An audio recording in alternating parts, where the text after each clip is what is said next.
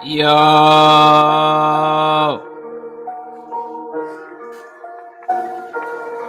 what's good? Let's get it. Smash the like button as you come in the building.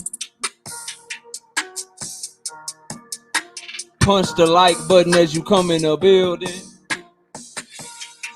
Rabbit punch the like button as you come in the building.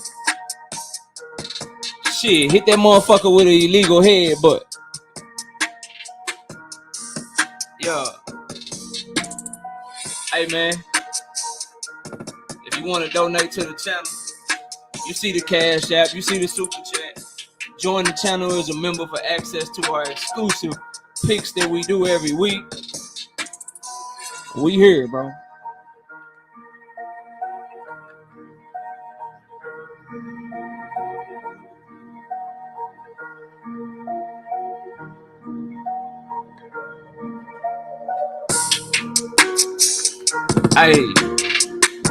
Hey, I'm just vibing, bro. This the calm before the storm.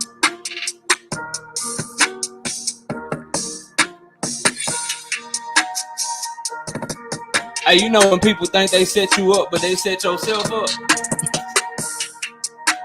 You know when people think they set you up, but they really set themselves up. Nasty.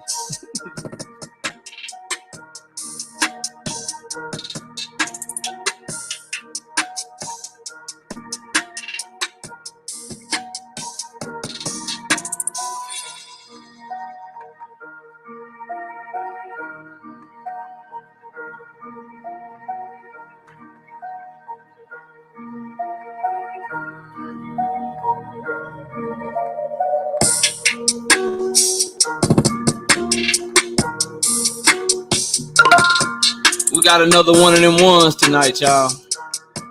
Y'all know. It's the topic everybody claim they tired of, but everybody in this motherfucker. It's the one that everybody say, I don't want to talk about that shit no more. But everybody in this motherfucker, yeah. It's Spence Crawford.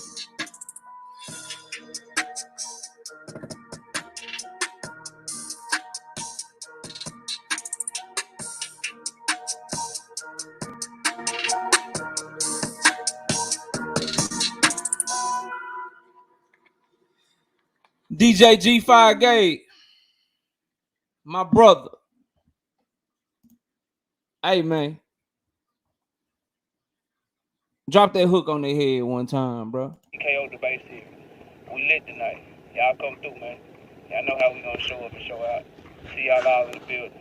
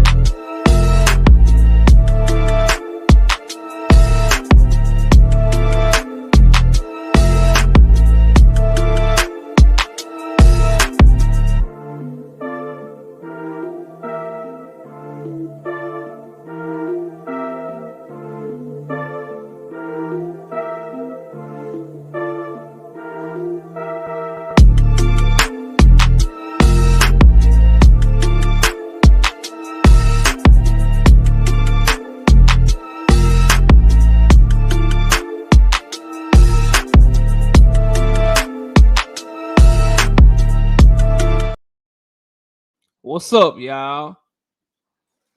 Hold up. Let me get my camera right. Hold on. Y'all can't see your boy. Hold on. There we go. What's good, man? Shout out to everybody in the building. Let's run it down, see who we got in the building. Shout everybody out, and let's get this show on the road, man. Shout out. Let me catch these super chat real quick before we do that. We got our brother Gertz in the building with the $5 super chat. Say, let's get it. Yeah, man, we on tonight. Who else we got? We got Young World in the building coming through heavy with the $20. Said, put this in the cookie jar, KO. Salute to the chat. Salute to you, Young World. Let's scroll up and see who all them came through to kick it with us today, man.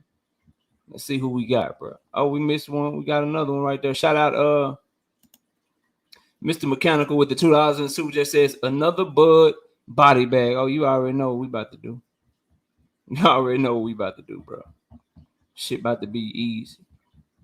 Hold up. Here we go. All right. Alonzo Hunt in the building. What's good with you? Pop with the drop. I see you, bro. Hybrid 25 US. What's good? 22 MR. H Entertainment, my brother, channel member. What's good with you, H? Hold on. Why I ain't clicking on you?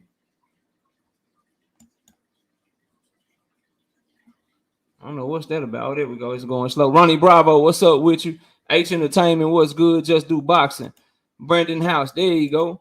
There you go. Zone 6 in the building. What up? Ray Patterson, I see you. Mr. Mechanical in the building. The Fix, Round Table shit. What up? Ryan Clark, what's good with you? Oh, the Round Table. Oh, that's y'all little squad. Okay, so that's who all gonna be up here on the panel. Okay. Skills from New Orleans, what's up with it? Breaking news: Andy Ruiz versus Tyson Fury. Okay, so Andy Ruiz is a little tune up now. They done turned Andy into a tune up, bro. God damn, my how the mighty have fallen. Too many burritos, dog. Thrill Hill, what up with it? Ty Swindle, I see you, bro. Bruce Gas in the building. D1, what's good? What's good? Rollo Jenkins, get the smoke. Who else? My beautiful wife. What's up with it, baby? Look at it. God damn. What's up with it, baby? Who we got? Mr. Mechanical. I think I said what's up, but I'll speak again. Thrill Hill, we spoke to him. Y'all must have forgot what's good. Gertz, what's good? Big Block, what up? Zulu, my bro, what up, Zulu? Let's go, bro. Who else? The Philly Bull, what up with it, bro?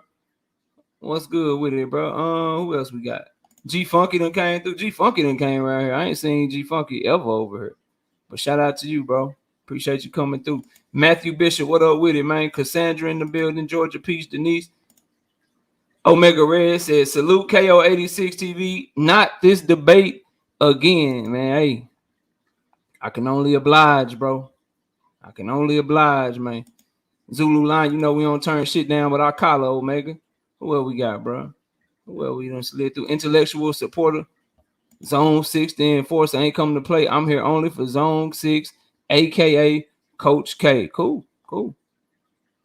No problem. Edgar Chavez, what up, bro? Salute to you. Who else we got, man? Who else we got? Not me in the building. What's up with it? Thoroughbred Boxing. What's popping with you? Kuro Black. What up, fam? We got my brother Zulu heavy in the super chat with the $20. Say, what it do, KO? What it do, bro? Salute, man. We working, dropping this content for y'all. Zoomverse, what up? Bookie Allen in the building. Asante L in the building. GM, what up? Right side, what's popping? I am Cam Edwards. The Apostles in the building. Lay of hands and spread the good news of boxing. The Phantom, what up, Phantom? And I think that is, now we got Hosanna in the building. Byron Bradley, what up? A1 Hoops on, what up? A1, oh, jumped on me. DC Dre, what up? A1 Hoops on, what up? Is that a Lakers hat? Yeah, bro. Yeah, Smoke. Come on, man. I'm a LeBron fan, bro. Mike Biggs boxing. Truth speaks. All right, that's it, bro. Let me drop the link. This link is for only the people that's participating in the debate. Before I do that shit, though, let me get this shit off here. I don't want no buffering. I don't want no nothing. I don't want no problem. Let's run down the debaters. You know what I mean? Let's get the rules of judging and let's get this shit popping. Where here we go. Rodzilla, what up? Rock Bottom, what up? Film Study, what up?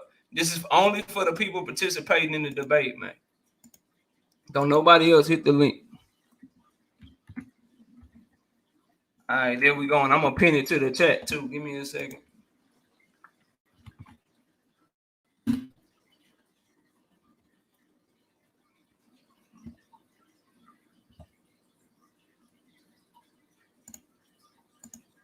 Get this joint pinned.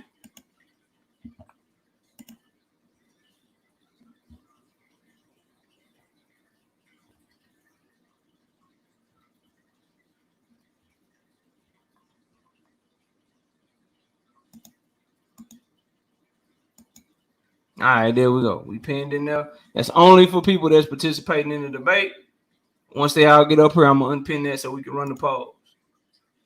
All right, we got Rollo. We got Zone 6. What's good with y'all, man? What's up, man? Chilling. What up, knockout? What up, though? Chilling, man. Chilling. Soon we get the rest of the judges here, we can get it popping.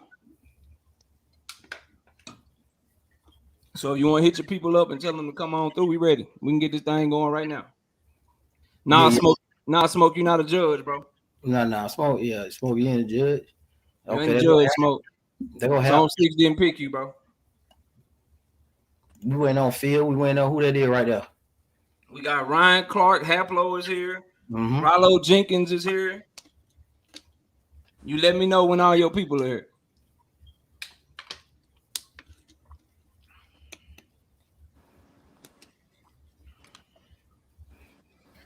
In the meantime, there we go.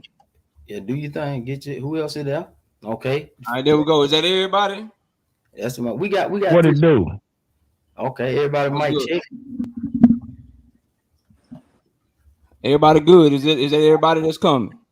Yeah, they can come in. We good now, man. We got 3 right there, like you said. And then all right, what we usually like to do, we gonna go around to the judges. Judges, let everybody know in the chat and let the debaters know how we get your vote tonight.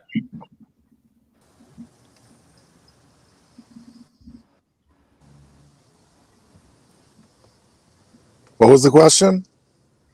How do the debaters get your vote tonight? How can we win your vote?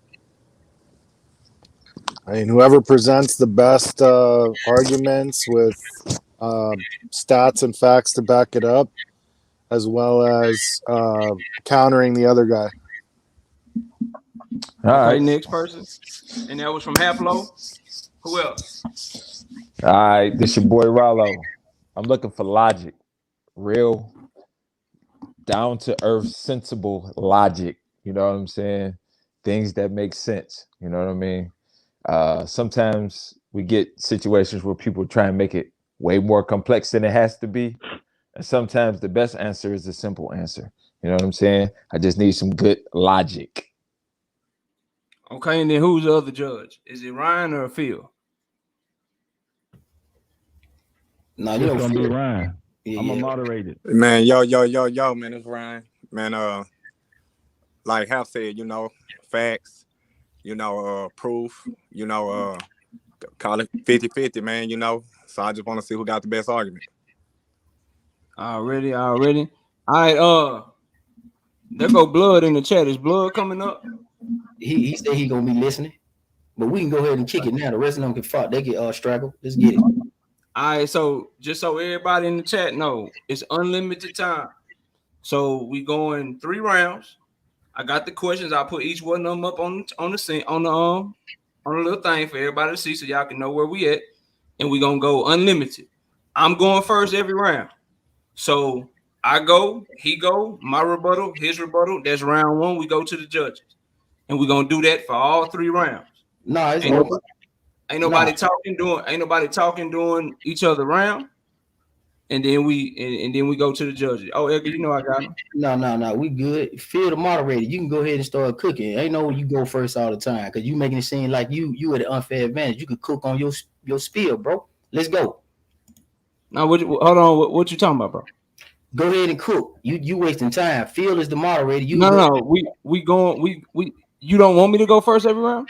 You don't have to, bro. Just go ahead. Go ahead, start cooking. We not doing this shit where we cut each other off though. I already told you, bro. I told you this already. You're not getting cut off. Stop with the bullshit for your fans. All right, so when I'm done, it's on you. When you done, it's on me. And then when I'm done, it's on you again. That's the round. We each get an opening statement and a rebuttal, right?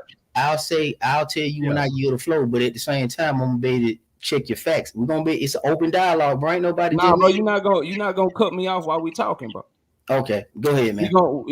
That's for your rebuttal. On, real quick. That's for your rebuttal. Knockout zone. Let's check this out. Whenever you're done talking, just say I yield the floor. When you yield the floor, that means I'm gonna say that's my round one. Y'all will know when I'm done. That's fine. Whatever you want to say, that's cool.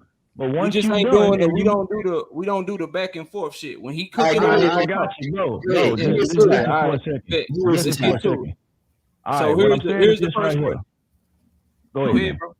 No, go ahead, Phil. What was you saying, bro? Nah, what I'm saying is nobody's gonna cut nobody off. You understand what I'm saying? That goes for Coach K Zone 6. That goes for you, Knockout. Okay? Whenever you done, you close your statement out. If you ain't get it off what you needed to get off, tough fucking cookie. You dig what I'm saying? We're gonna move on, and you just gonna have to try to redeem yourself the next round. You dig what I'm saying? So that's how we rolling with it, and that's just what it's gonna be. You guys are two civilized gentlemen. You understand what I'm saying? Y'all respect each other's time and opinions, and we're gonna cook on this shit. I'm all for it. So all right, bet. So you can go ahead and read the first question. All right, the first question is, who ducked who? It's you got the floor, boss. Yeah, it's a very simple answer to the question. I don't even know why this is a motherfucking question. It's very easy to understand that Terrence Bud Crawford is the duck in this equation. And I'm gonna explain to y'all why. See, first, two parts, what you gotta do is you gotta break down why Earl didn't duck Bud, and then you gotta talk about why Bud did duck Earl. And so let's run through how Earl can't possibly duck Bud Crawford, because Bud Crawford said multiple times he don't even want the motherfucking fight. The nigga said on April 20th, April 2020, I told him, me personally, don't come back and try to fight me, because that's not the fight you really want your first fight coming back. I wouldn't even take that fight if it were offered to me. How can, again, we're going to get a theme going in this motherfucker. How can you duck somebody that's saying that they don't even want to fight you? They're saying that they wouldn't even take the fight if you gave it to them. Then in December 2020, he doubled down. A fight against Errol Spence Jr. is not that important. When you say a fight against the only other champion in your division is not that important to you, does that sound like somebody that want to fight? If I say, hey, I'm the man. Nah, bro, Zone 6 is the man. All right, cool. Well, I won't smoke with him. Well, he won't smoke with you. Nah, it ain't that important to me. Do it sound like I won't smoke for real? Fuck no, it don't, bro. But let's keep going. The man said, I don't need Earl Spence for my legacy. I don't know why people make it seem like I need Earl Spence. He needs me. I don't need him. I don't know why you would need him. Maybe you would need him to become the only man ever in the 4-belt era to be undisputed in 2 separate weight classes. You know, history type shit. You know, for your legacy around this motherfucker. Perhaps. But again, there's 2 separate quotes where he's saying he don't want the fight. Go find me one of Earl Spence sounding similar. He ain't never said no bullshit like that. Then the man said the next year, March 2021. So remember, when he get up here and try to tell y'all that Bud was chasing Earl, when he get up here and try to tell y'all that Bud was getting ducked by Earl, just remember that Bud was saying that he didn't want the motherfucking fight the whole goddamn time. He also said, I'm not even worried about Earl Spence anymore. March 2021. I already told everybody that this fight is history for me. I'm not thinking nor worried about Earl Spence anymore. That fight is behind me. If the fight behind him and he ain't worried about Earl Spence and he don't want the fight, how can you duck a man that don't want to fight you out his own motherfucking mouth? You can't. And everybody up here, what somebody said to me, common sense and logic. How can you duck a motherfucker that's saying they don't want to come outside? Hey, bro, I'm knocking on your door. What up? Oh, no, I'm good. I don't want to fight you. That's basically what he's saying, bro. I ain't putting words in that man's mouth. This is motherfucking quotes. Somebody refute his fucking words, bro. Fuck is we talking about? Then the man, they asked the man, even though everybody with common sense knows that this nigga don't deserve no 50-50, that Earl Spence is clearly the cash cow in comparison to him, they threw this man an alley-oop. And he had a chance to dunk that motherfucker, or he had a chance to block that motherfucker. He took that alley-oop and he blocked that bitch. He didn't even want to take the motherfucking slam dunk. They said, hey, if he gave you 50-50, Hey, if he gave you 50-50, would you take the fight? That nigga said, I don't know, to be honest, because I'm past that.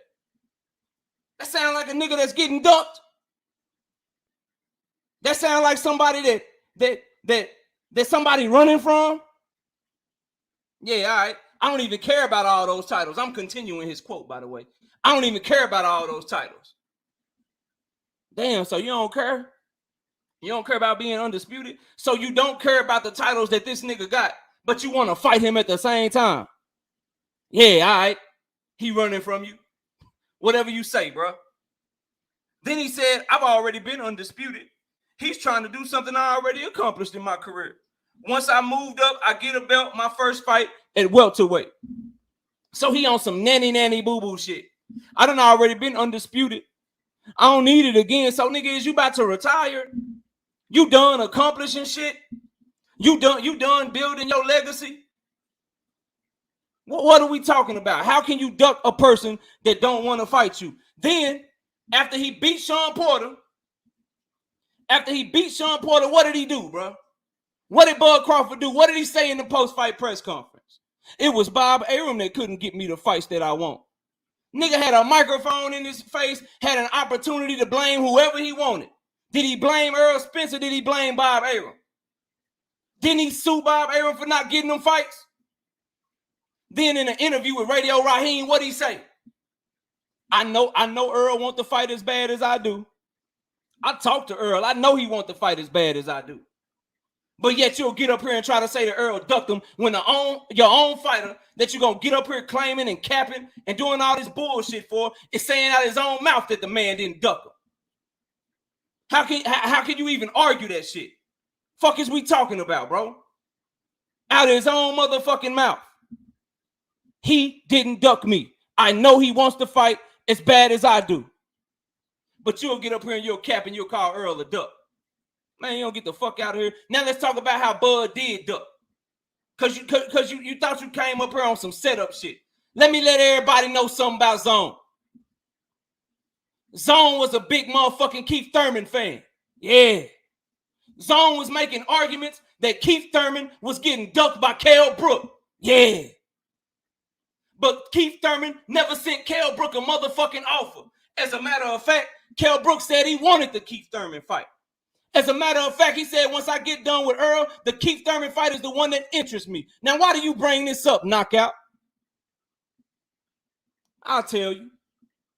If Kell Brook is ducking Keith Thurman and he never sent a motherfucking contract, then what is Bud Crawford doing to Earl Spence if Earl Spence did send him a motherfucking contract? How can Kell Brook be a duck, but Bud Crawford is not a duck? How can Kell Brook be a duck with no paperwork, but Bud Crawford is not a duck and he got paperwork all in his motherfucking face? Multiple drafts for fights in September, October, November, December, January, February. They done made reports about 9 months out the motherfucking year and this nigga ain't took one of them. Not one. But you'll argue that Kell Brook is a duck, but try to cap for Bud Crawford. This man out of his own mouth told y'all, yeah, I was talking to BLK Prime at the same time that I was talking to motherfucking PBC. Yeah, I was talking to him at the same time. Let me ask everybody with common sense, because one of the judges said common sense. Ryan Clark is in the building. Rollo Jenkins is in the building. If I tell Ryan Clark, hey, bro, I'm trying to go in business with you and I'm going to sell these motherfucking Ezekiel Elliott bobbleheads around this motherfucker.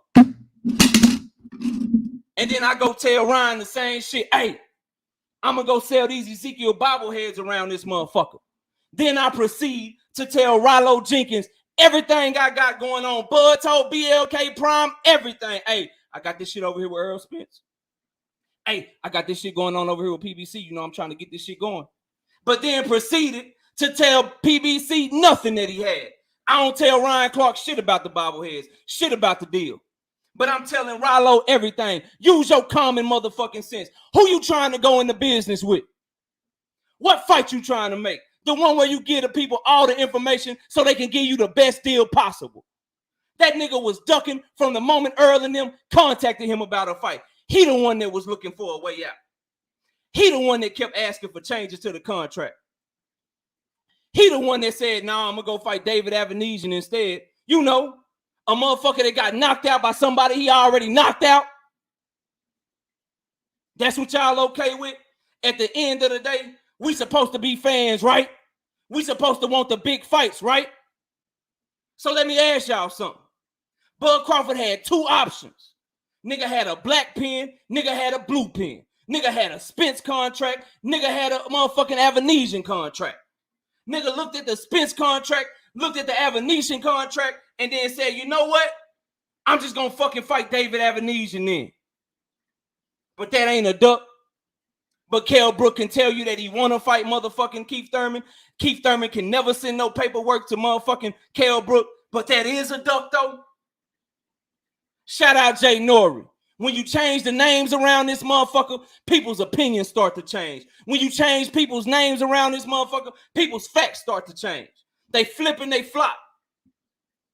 Fuck is we talking about? He damn sure ducked motherfucking Errol Spence. This motherfucker done fought David Avenesian, and Errol still ain't took another fight trying to make this motherfucking fight with this nigga, man.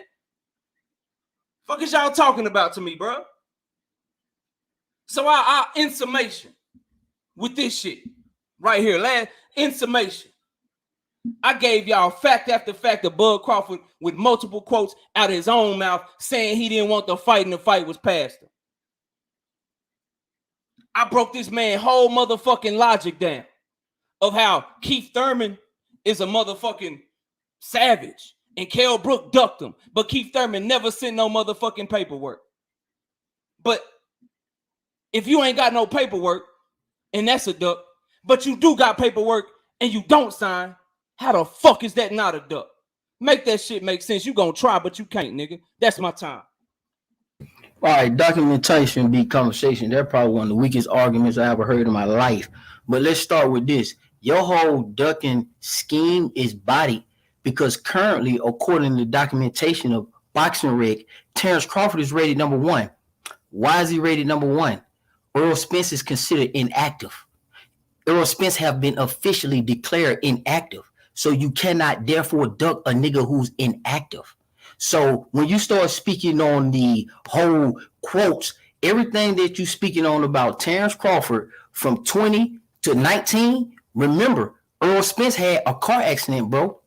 So all the quotes that you got is full of shit. So anything from 2019 to 2020, he fought Sean Porter, then he fought Danny Garcia, and he was in a car wreck. So Errol Spence was not on the block or eligible to even be fighting or be qualified as a duck. So any quote that you plug in there, that's an instant body because it contradicts what you saying out your mouth. How can a man says this about a fighter, and if he is saying about moving on and not fighting him, this man is inactive? Terence Crawford ain't gonna speak on a man who's inactive. Everybody know that Errol Spence had a car accident and everybody gave him a pass. Nobody was considering Errol Spence to be ducking Terence Crawford when he got the pass on his car wreck. Everybody understood that. So the quotes that you're talking about, you didn't tell them the whole truth. It was in between when Sean Porter lost to him, and then he got in the car wreck, and then Danny Garcia came back and fought him. So that's a body right there off the top. The second body off the top is he's inactive right now, according to Boxing Rec. Boxing Rec is more credible than you. Okay, the timeline is more credible than you because if he's in a car wreck, he's on medical leave. That's more credible than what the fuck you talking about at your mouth. So all your quotes is done body bag, toe tag. Now let's get to the real timeline and the real story. Oh yeah, let me hit that Keith Thurman shit real quick. Yeah, I'm a Keith Thurman fan. Eddie Hearn already said he didn't want to fight the Kell Brook. Okay, he didn't want to fight. He didn't want Keith Thurman to fight Kell Brook. That's documented. Everybody know that. It didn't need to be no contract sent because they didn't want to fight Keith Thurman. They went a whole nother route. That was a nice try. Get that shit the fuck up out of here. Blocked in the paint. MVP Joel Embiid. Get your ass up out of here. Eject. That was a nice try. Try again. So let's start with the real fucking timeline about duckage. Errol Spence conditions was, hey, if you get a belt, because I'm strap season. Errol Spence was the boogeyman. Everybody was ducking him, correct? That's what everybody says. He's strap season. Terence Crawford comes up in oblige, gets a belt. He pulls up on the man. Okay, Terrence Crawford, Earl Spence, Bob Arum, face to face, more credible than your ass. Cause we ain't talking about what you heard and what you wrote. Those are secondary sources, and they botched because you put him in between when Earl Spence was ineligible. So let's talk about when he was eligible to actually fucking fight, when the conversation made sense, not when it didn't make sense, homeboy. Nice try. Try again. So let's cook on that. The truth of the matter is, Terrence Crawford pulled up on him. Terrence Crawford said, hey, what's up? I got that belt now. What you want to do? He said, I want to take the easy road. You can say what you want to say.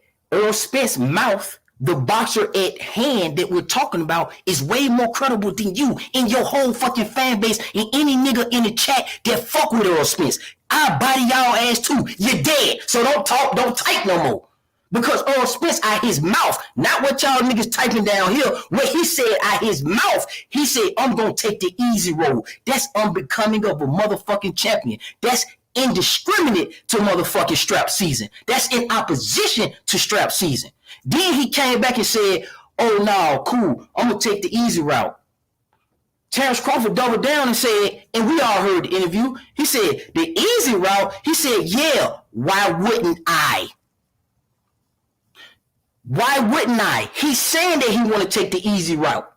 Then he said, man, I'm going to clean up my side of the street. I'm going to fight Mikey Garcia and maybe Keith Thurman, who now he's saying he don't want to fight at all. But it really don't matter because he's currently inactive.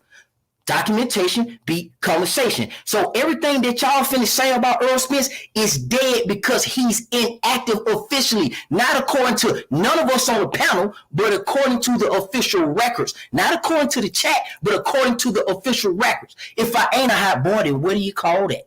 Okay, so you're done. You're finished. Let's keep on combing through your lame ass timeline that don't make sense in no universe, but over here on this bullshit. But for us real motherfucking fans, we gonna really cook this real shit, my nigga. Okay, so like I said, he touched the belly of Earl Spence. He said, boy, you're looking fat. He said, don't worry about it though. Guess what? We can't fight because Bob Arum the promoter. You right about that. Bob Arum fucked up. I ain't here to defend Bob Arum. I'm not debating Bob Arum. Bob Arum is a Hall of Fame promoter. He's delivered shit like Rumble in the Jungle, all kind of shit that you probably don't even know about. So I have no problems with Bob Arum. Bob Arum solidified Floyd Mayweather's career and solidified Oscar De La Hoya's career. Bob Arum is known to get niggas that work and make niggas fight. Most people will argue that niggas fight better under Bob Arum. So I don't got no problems with Bob Arum. But Bob Arum didn't get, allegedly, Crawford the fight that he want to. Because Earl Spence said, we can't do business with Bob. Remember, Floyd Mayweather jumped in and said, hold on, I'm part of this shit too. Earl ain't got to fight Bud. Remember? Floyd Mayweather got in the middle of that shit and puts his weight around and said he ain't gonna fuck with it, and that's not gonna happen either. So I don't know what really took place with that. Floyd got in it. The man said get a belt. The man went and got a belt. Then he said, no, you gotta, I'm gonna take the easy road. Then he said, you gotta clean up your side of the street. He cleaned up his side of the street. No doubt that Earl Spence has cleaned up his. Don't get it twisted. I'm not knocking Earl Spence cleaning up his side of the street and collecting the belts. But that ain't got nothing to do with your fight with Terrence Crawford. When Terrence Crawford pulled up on you and said, let's fight, I have a belt. And you said, no, I'm going to take the easy route. I'm going to clean up my side of the street. And if you leave your promoter, then I'll fight you. The man leaves his promoter, a Hall of Fame, credible promoter that's way more credible than your ass, way more credible than your fucking chat. And we going to disrespect the man. He left him. Cool. That's cool. But when he left him, your boy tried to A-side him. He conceded to the A side. So what the fuck is you talking about? He conceded and tried to negotiate with Earl Spence and said, okay, cool. I'm going to take the backhand money. I'm going to this blind. Now, anybody listening to this, and I heard you shout out the judge's name because you're trying to curry favor, but I don't need to do that. They know what I do. Body bag central. What man in his right fucking mind would not want to open the books or see the books by way in which he get paid if he not getting in on the front end? Nigga, I don't know what kind of business you do. I don't know where the fuck you from, but we don't do that down here in the A-Town, baby. You got to open them books up on the back end. If I'm not, nigga, I'm the definition of a fighter. I'm Terrence Crawford. I say, fuck it, nigga. You the A side, just like your pussy fans say. I'm gonna give it to you because you got 3 bills. Because your ass took the easy roll and then you cleaned up, got down to 3 bills. I'm gonna let you have it. Only thing I'm asking is to open up the books. They said no. So if he said, hey man, I'm counter offering with saying I want to open up the books and have insight on the spending that's taking place because my money is in that pool, they said no. PBC and Earl Spence said no. So that concludes the Duck Chronicles. Your boy ducked him. And even to this day, your boy's been inactive. Your boy only fought how many times and how many years? He's only fought once in 22. He didn't fight in 21 at all. So how is he ducking an inactive fighter? So explain 2021. How is he ducking somebody in 2021 when the person is inactive? How is he ducking somebody in 2022 when he already had a book fight with Ugas, which is a good fight? How is he ducking somebody in 2019 when he fought Mikey Garcia going the easy road, easy route, and then he fought Sean Porter? So how is he, what the fuck is you talking about? How is Terrence Crawford eligible to duck a nigga who's actually fighting the easy road and the easy opponents that he's talking about? Then he get in a fucking car wreck, and then you list all the articles that are published within the fucking car wreck of inactivity, man. Get this nigga up out of here.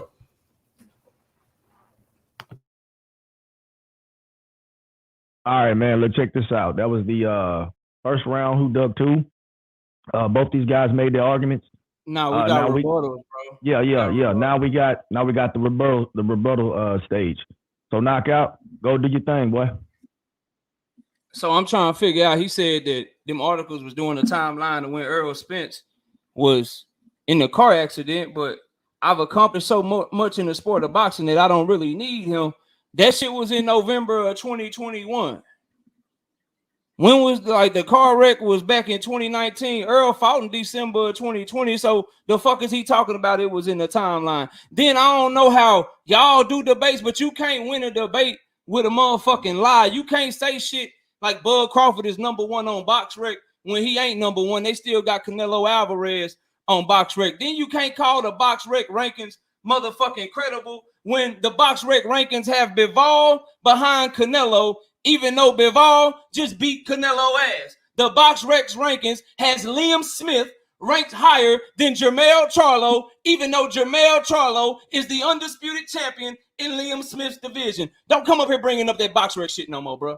That's some casual ass bullshit. We ain't on that type of time over here, bro. Take that shit, throw it out the window, bro. Like you bullshitting with that. They got Triple G in the motherfucking top 10 on BoxRec, my nigga. You know, 40-something-year-old that just lost. Yeah, make that face, but you got your computer in front of you. Look the shit up, and you'll see that nigga is motherfucking top 10 on motherfucking BoxRec. So take your BoxRec shit, right? You watching the Lakers game, right? Take your BoxRec shit and shoot that motherfucker in the garbage. That shit's trash, bro. Come harder than that. Then you also said, let's talk about when the fight was actually about to happen. And then you brought up the hallway incident of Terrence Bud Crawford, quote unquote, pulling up on Errol Spence. Cool. Last I checked, they was at the Maurice Hooker fight during the time that Maurice Hooker was trained by Bomac. Last I checked, Bud Crawford was the one who was there to support his teammate. Errol Spence pulled up on that nigga.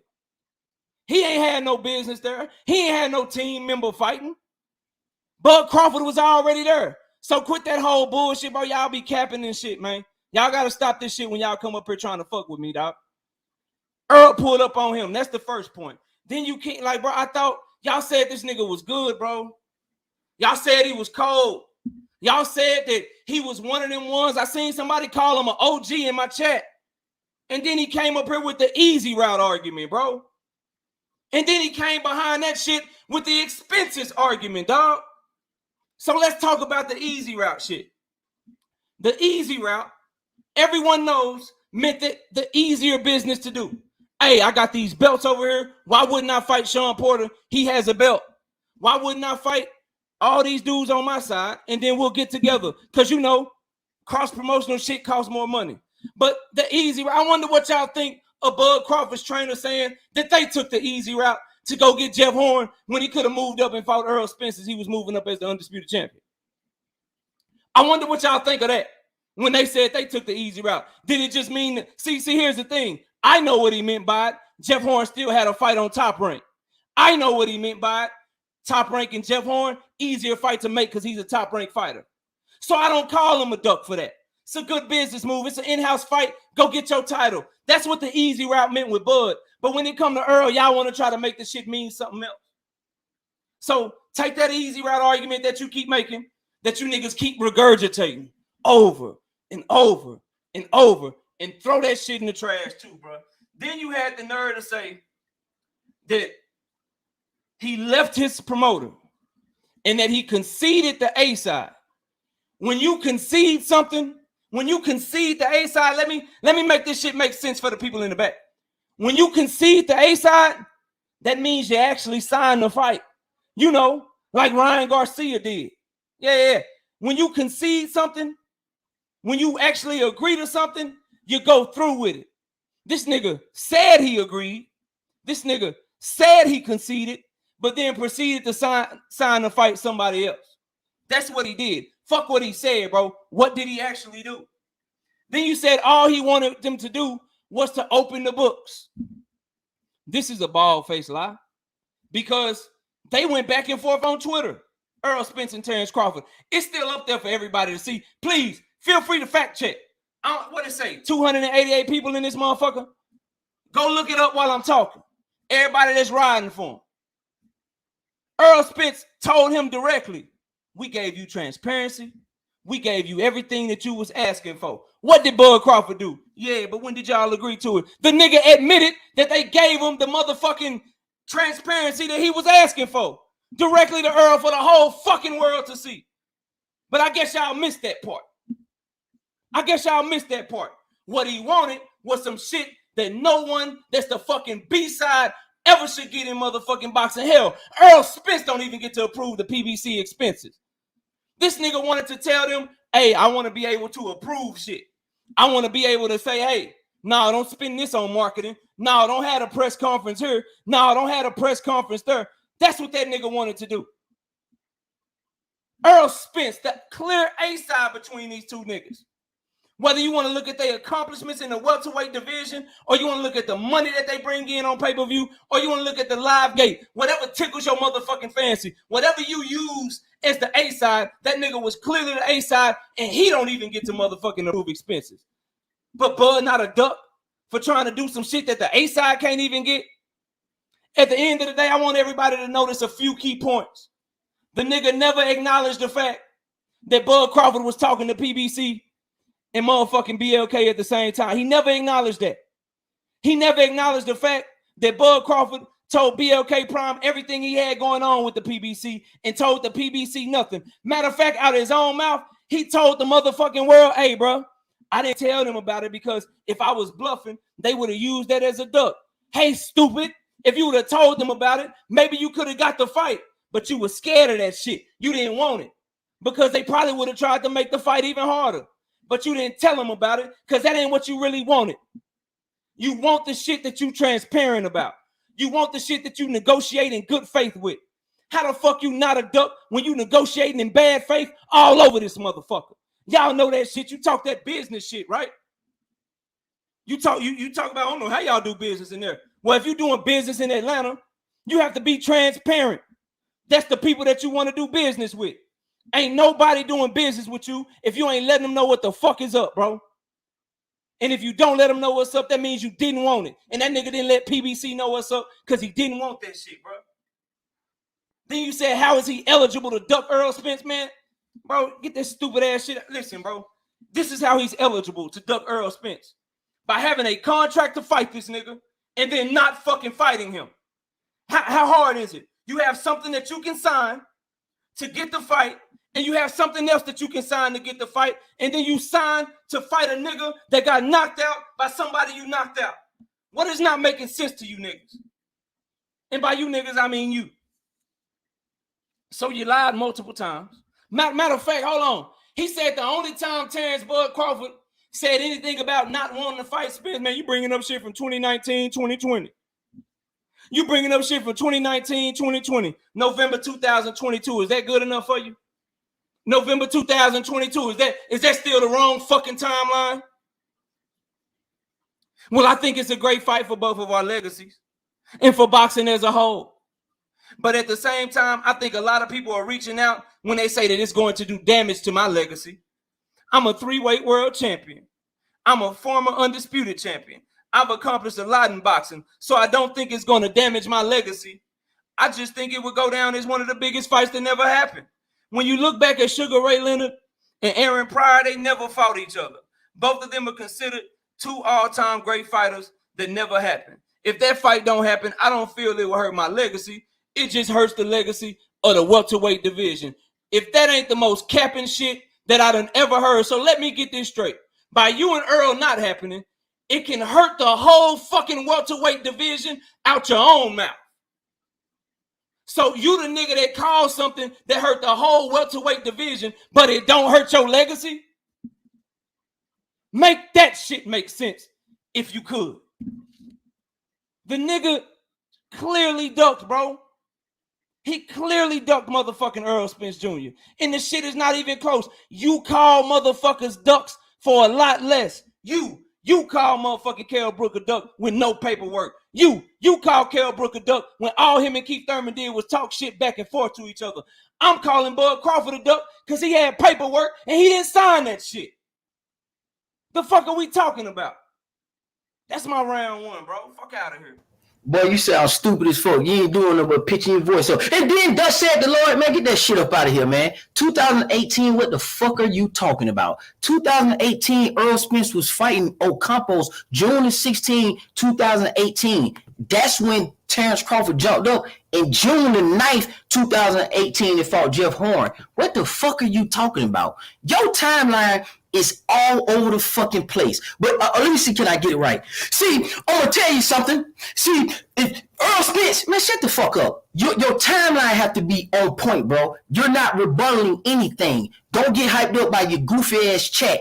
The way this works is, let me break it down to you because you're kind of fucking slow. You mentioning shit that's not on par with the timeline, meaning that you're lying. Everybody here that has a brain know that Terrence Crawford asked to see the books and have some power over the spending.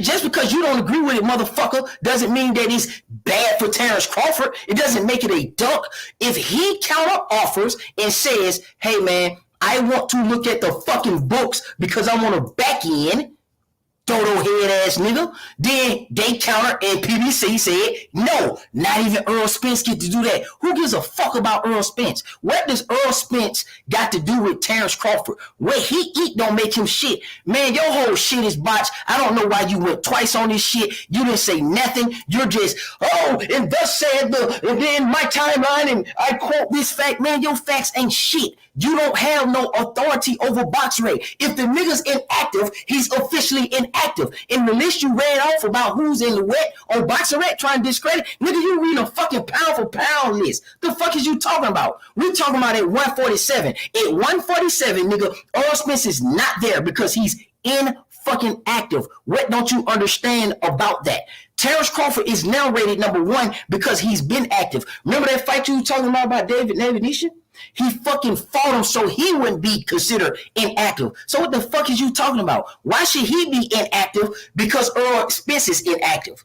You're not making any sense whatsoever. You ain't put nothing down that's selling anybody across the board. You don't make no sense. Your timeline is all over the place. Only thing you're doing is describing back to me what the fuck I said and what the judges already know. Your shit is remedial and you think it's fly. I can tell, but your delivery is weak. Your chat is weak. You're weak and you ain't making it make sense. I just combed through what everybody know to be truth. Any nigga on here that don't disagree with Earl Spence saying took the easy road, you're a bullshit ass nigga.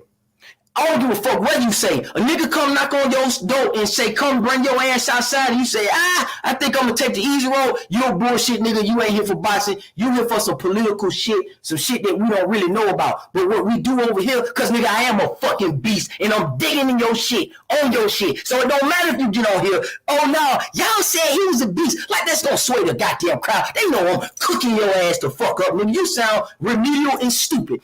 You ain't rebuttal why this man said what he said in the sequence of events that I laid down. You're all over the fucking place, goofy.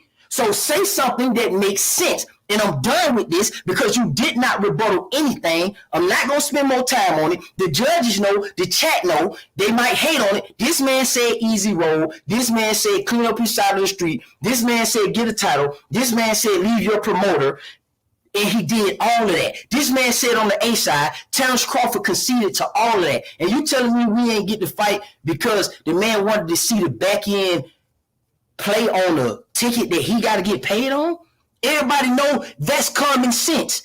Ain't nobody gonna side with you on that, bro. I'm telling you, no logical nigga. If you didn't make that make sense to no fucking body, except your people on your channel, and they probably like, Zone really cooking this nigga and this bitch. Shit, this shit ain't going to score in the plan, nigga, because you sound remedial and dumb as fuck.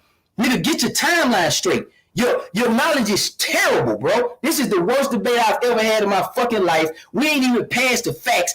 And then you don't even want to talk to a nigga about it. You want to keep talking on over there with your little fake ass microphone, but you're not delivering any facts. So I'm gonna ask your ass again, why and how can you justify that Earl Spence deliberately said, I am going to take the easy road. Don't describe it. Don't tell me about get that shit out of here. Cause it don't, you still gotta explain that, bro. That's unbecoming of a boxer. This is the pound for pound king coming up, challenging you, and your timeline off because the nigga was fighting Ocampos, and you talking about he could have fought Earl Spence. How the fuck this nigga gonna fight in June and this nigga fighting in July? Why you stupid as fuck? Cooked him, body bag, toe tag, get him out of here again.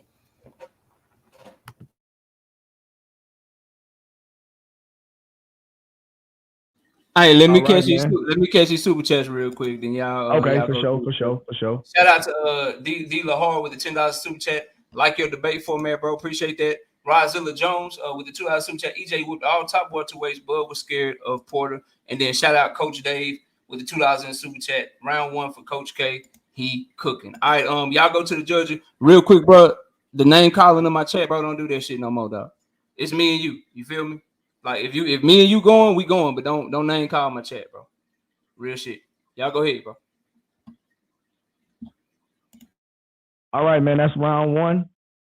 We got the judges. We got Rollo Jenkins. You first, man. Who pulled out round one? Shit. I'm gonna have to say knockout for this reason here. I needed to be presented with information, and he gave me some statistical and dated information. He actually even read some quotes from Terrence Crawford. You know what I'm saying? We all know about the video from, when they was face to face and all that shit. But he did pull out a couple of quotes that I was able to go look up and shit. You know what I'm saying? I'm gonna have to say knockout on this one. And I think going forward, I don't know if you listen to Zone, your debate is about the subject and not the guy knockout. You're not trying to fucking rap battle knockout. So I'm gonna have to give round one to knockout. But it was close. It was close. All right, we got 1-0 for knockout. Hyplo, who you got for round one, boss? Yeah, it was a good round. Pretty good round. I thought that Knockout gave good quotes, but he didn't provide the context, and he didn't give ERROL's quotes around the same time. Like if Bud was saying that, what he was saying that he said, and ERROL was the one out there going, no, let's fight. I want to fight right now. I didn't hear anything like that. All I heard was some quotes that contextually didn't really make sense. I'll edge it to Zone. All right, we got it 1-1. All right, Ryan Clark, who you got for round one, boss?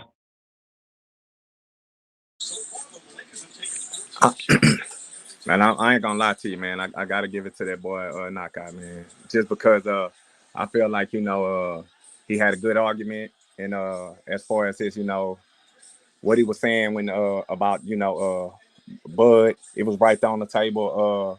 He could have, like you said, Earl the A side, Bud the B side. Bud really want to take the fight. Bud could have took the fight, and I just feel like I'm not gonna say Crawford all the way duck, but I feel like he had some good key points. And he was real into detail about everything. So I'm gonna go with knockout. All right, so that's the 3 judges we got for round 1. Round 1 go to knockout. Okay, so we pulling into round 2. I got a couple super chat real quick, y'all. Hold up. Go ahead. Shout out Jermaine Bean with the $2 super chat, says keep on punching knockout. Shout out manager Marty with the $2 super chat. Bud doesn't have representation, period. Appreciate you, manager Marty, showing love in the super chat. All right, here go the second question right here. You sure you don't want me to go first? I'll go first again, bro. It's you were talking that big boy shit, like no, it's going down. Go ahead. You heard that round 1 shit got you nervous, huh? Yeah, it's easy work. Keep going. Sound good than the motherfucker. Let's get it, bro. Okay, all right, look, check this out. All right, we got round 2. Knockout gonna go first again. Real quick, Zone, like what you say to me, bro, I don't give a fuck. But just the people in the chat, bro, don't disrespect my chat. I ain't like when I come to your shit, I ain't gonna disrespect your chat, bro. Just keep whatever you say, me and you, we debating. So that's us. Just don't disrespect my chat, bro, and we good. All right, let's go, man. All right, we clean that up real quick. All right, the question at hand for round 2 is who wins the fight? Easy, bro. Very, very easy. Errol Spence Jr. beat the shit out of Terrence Bud Crawford, and it's not a fucking 50-50 fight. And I'm going to explain to everybody why. First, Bud Crawford don't even believe in himself. What? Knockout the fuck are you talking about? Look, man, I don't just be making this shit up. I can't help what these motherfuckers say, bro. Bud Crawford said, if you believe in yourself, you take less money to make the fight happen because you know you're going to fucking win. That's what he said. Then he proceeded to not take less money. He proceeded to take more money and fucking fight Avanesian because he thought it was getting less money fighting fucking Errol Spence. He did the opposite of what he said you should do if you believe in yourself. So right off the bat, when a fighter don't believe in themselves, it's fucking hard to win. If he believed in himself, he would have did what you said. He would have did what he said you're supposed to do when you believe in yourself. So that's the mental shit of it. Right there off the rip. He said that bullshit. I didn't put it in his motherfucking mouth and make him say that shit. I didn't make him say that and then do something else. He fell back on his word. He fell back on what he said you would do if you believe in yourself. And when it did something else. Now somebody tell me that's a motherfucking lie. Y'all know that shit the truth. Tell me I made that shit up too, Zone, while you at it. Fuck out of here. Now let's get to the breakdown, bro, of why Errol Spence wins the fight. Number 1. Errol Spence Jr. is a much more active fighter than Terrence Bud Crawford. He starts much faster than Terrence Bud Crawford. Terrence Bud Crawford likes to start slow in his orthodox stance, which is a horrible decision. We'll get to the ring IQ shit in a minute. I'm so glad we have unlimited time in this motherfucker because this is what I do. And oh shit, I almost forgot. God damn, as I'm doing this shit, Zone likes to brag. He likes to brag. I'm number 1 in the prediction league right now. I know my shit. Y'all boys can't see me. Well, just in case, for reference, that's my prediction record on the bottom of the motherfucking screen since I started this channel. 86% accurate, 558 right, and 98 wrong. Just in case you understand who's breaking this shit down for y'all tonight. Since he probably gonna try to stun act like him winning a little prediction league is something right now, and the league ain't even over yet. That's my shit documented. Every motherfucking prediction video and live stream still up on the video, still up on the motherfucking channel. But let's continue this cook. Now, Errol Spence is busier than Terrence Bud Crawford, and he starts faster. Why is this important when breaking down the fight? It's important because if you look at Bud Crawford's history against Mean Machine, you look at his history against Kell Brook, those guys started off very good against him. Errol Spence is not the type of fighter that you can afford to go down 3 rounds to. Because you're what they say. I bet you Zone might try to change this shit, but I guarantee you y'all might hear collecting data. Yeah, that's some shit y'all might hear. He's a computer collecting data, you know, typical Bud Crawford fan shit, right? So Earl is busier than him, and he starts faster, so he'll have a lead in the fight because his work rate is double, sometimes triple that of Terrence Bud Crawford, meaning that Terrence Bud Crawford would have to either A, fight at a pace that he's never fought at before, or B, with a puncher's chance, have to hurt Errol Spence to get his respect. That's what he would have to do to have a shot in that fight. Errol Spence, as the busier fighter, he would have an advantage there. Now, there's a saying in boxing. I heard Zone say some shit about, man, I do this shit. This science, bro. This shit is science to me. This art to you. You don't even understand the science.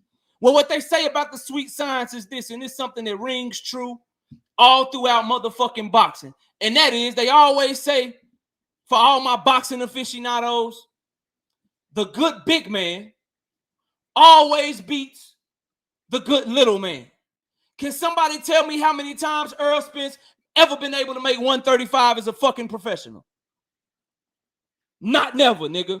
Can somebody tell me when Errol Spence was ever to be fucking small enough to make 140 pounds as a professional? Not never, nigga. He ain't never been able to do that shit. So with that being said, let me guess. It's not true in this occasion. In this one rare occasion, the good big man ain't gonna beat the good small man. So that's another reason that he will win the fight. The second reason is that he's just more technically sound. If you watch Bud Crawford fight, Bud Crawford relies on athleticism. You see his hands down a lot. You see him depending on his timing, his counter-punching ability, his distance control. You know, the athletic shit that tends to go away as you get older. He's 35 now, on his third weight class, 2 years older than Earl. And all them advantages, you know, Sean Porter with his 67-inch reach. All them arm reach advantages, he ain't got nothing but 1.5 inches on Earl. And Earl fights real well behind his jab. And his defense is much tighter than Bud. Peeling shots away, parrying shots, catching and countering your shit. And then as Zone goes through this shit, somebody ask him to tell us what fight we can go to watch Terrence Bud Crawford fighting on the inside. Where can I find that fucking film at? Because what Terrence Crawford does, he keeps his distance, tries to walk you into shit, and when you get close to him, he used that wrestling shit. He used that strength that y'all say he got to try to grab you and get the motherfucking ref to break up the fight. He's not comfortable on the inside. Errol Spence is the best inside fighter in the division, and he naturally bigger than Bud. Y'all really think Bud gonna be able to tie him up? Earl gonna refuse that fucking clinch, and he gonna have every advantage in the world on the inside because he punched with better technique. His fucking punches are crisper than motherfucking Bud Crawford. They're shorter, so they'll get there first because Bud Crawford likes the looping shots. Yeah, he likes them winding uppercuts and shit that he hit Sean Porter with. And his feet at 147, he sit down and trade with you. This ain't the dude that fought fucking Victor Postol. The fuck we talking about? He ain't moving like that no more. Did he move away from Mean Machine when Mean Machine put him on his motherfucking ass with that right hand? When Kell Brook was touching him up with that jab, did he show great foot movement then? No. What he did well was sit down with you, dog it out with you, and then get you the fuck up out of there. Well, he in there with a bigger dog. He in there with a stronger dog. He in there with somebody where that's really his shit. That's really how he fight. And then Earl has showed different facets. When you ever seen Bud beat somebody up on the inside like Earl did Ugas, where he forced the fight on the inside? When Sean Porter was pressing the action on Earl and making it an inside fight, not because Earl wanted to, but because Sean was pressing him, Earl showed he can fight on the inside when you force him to.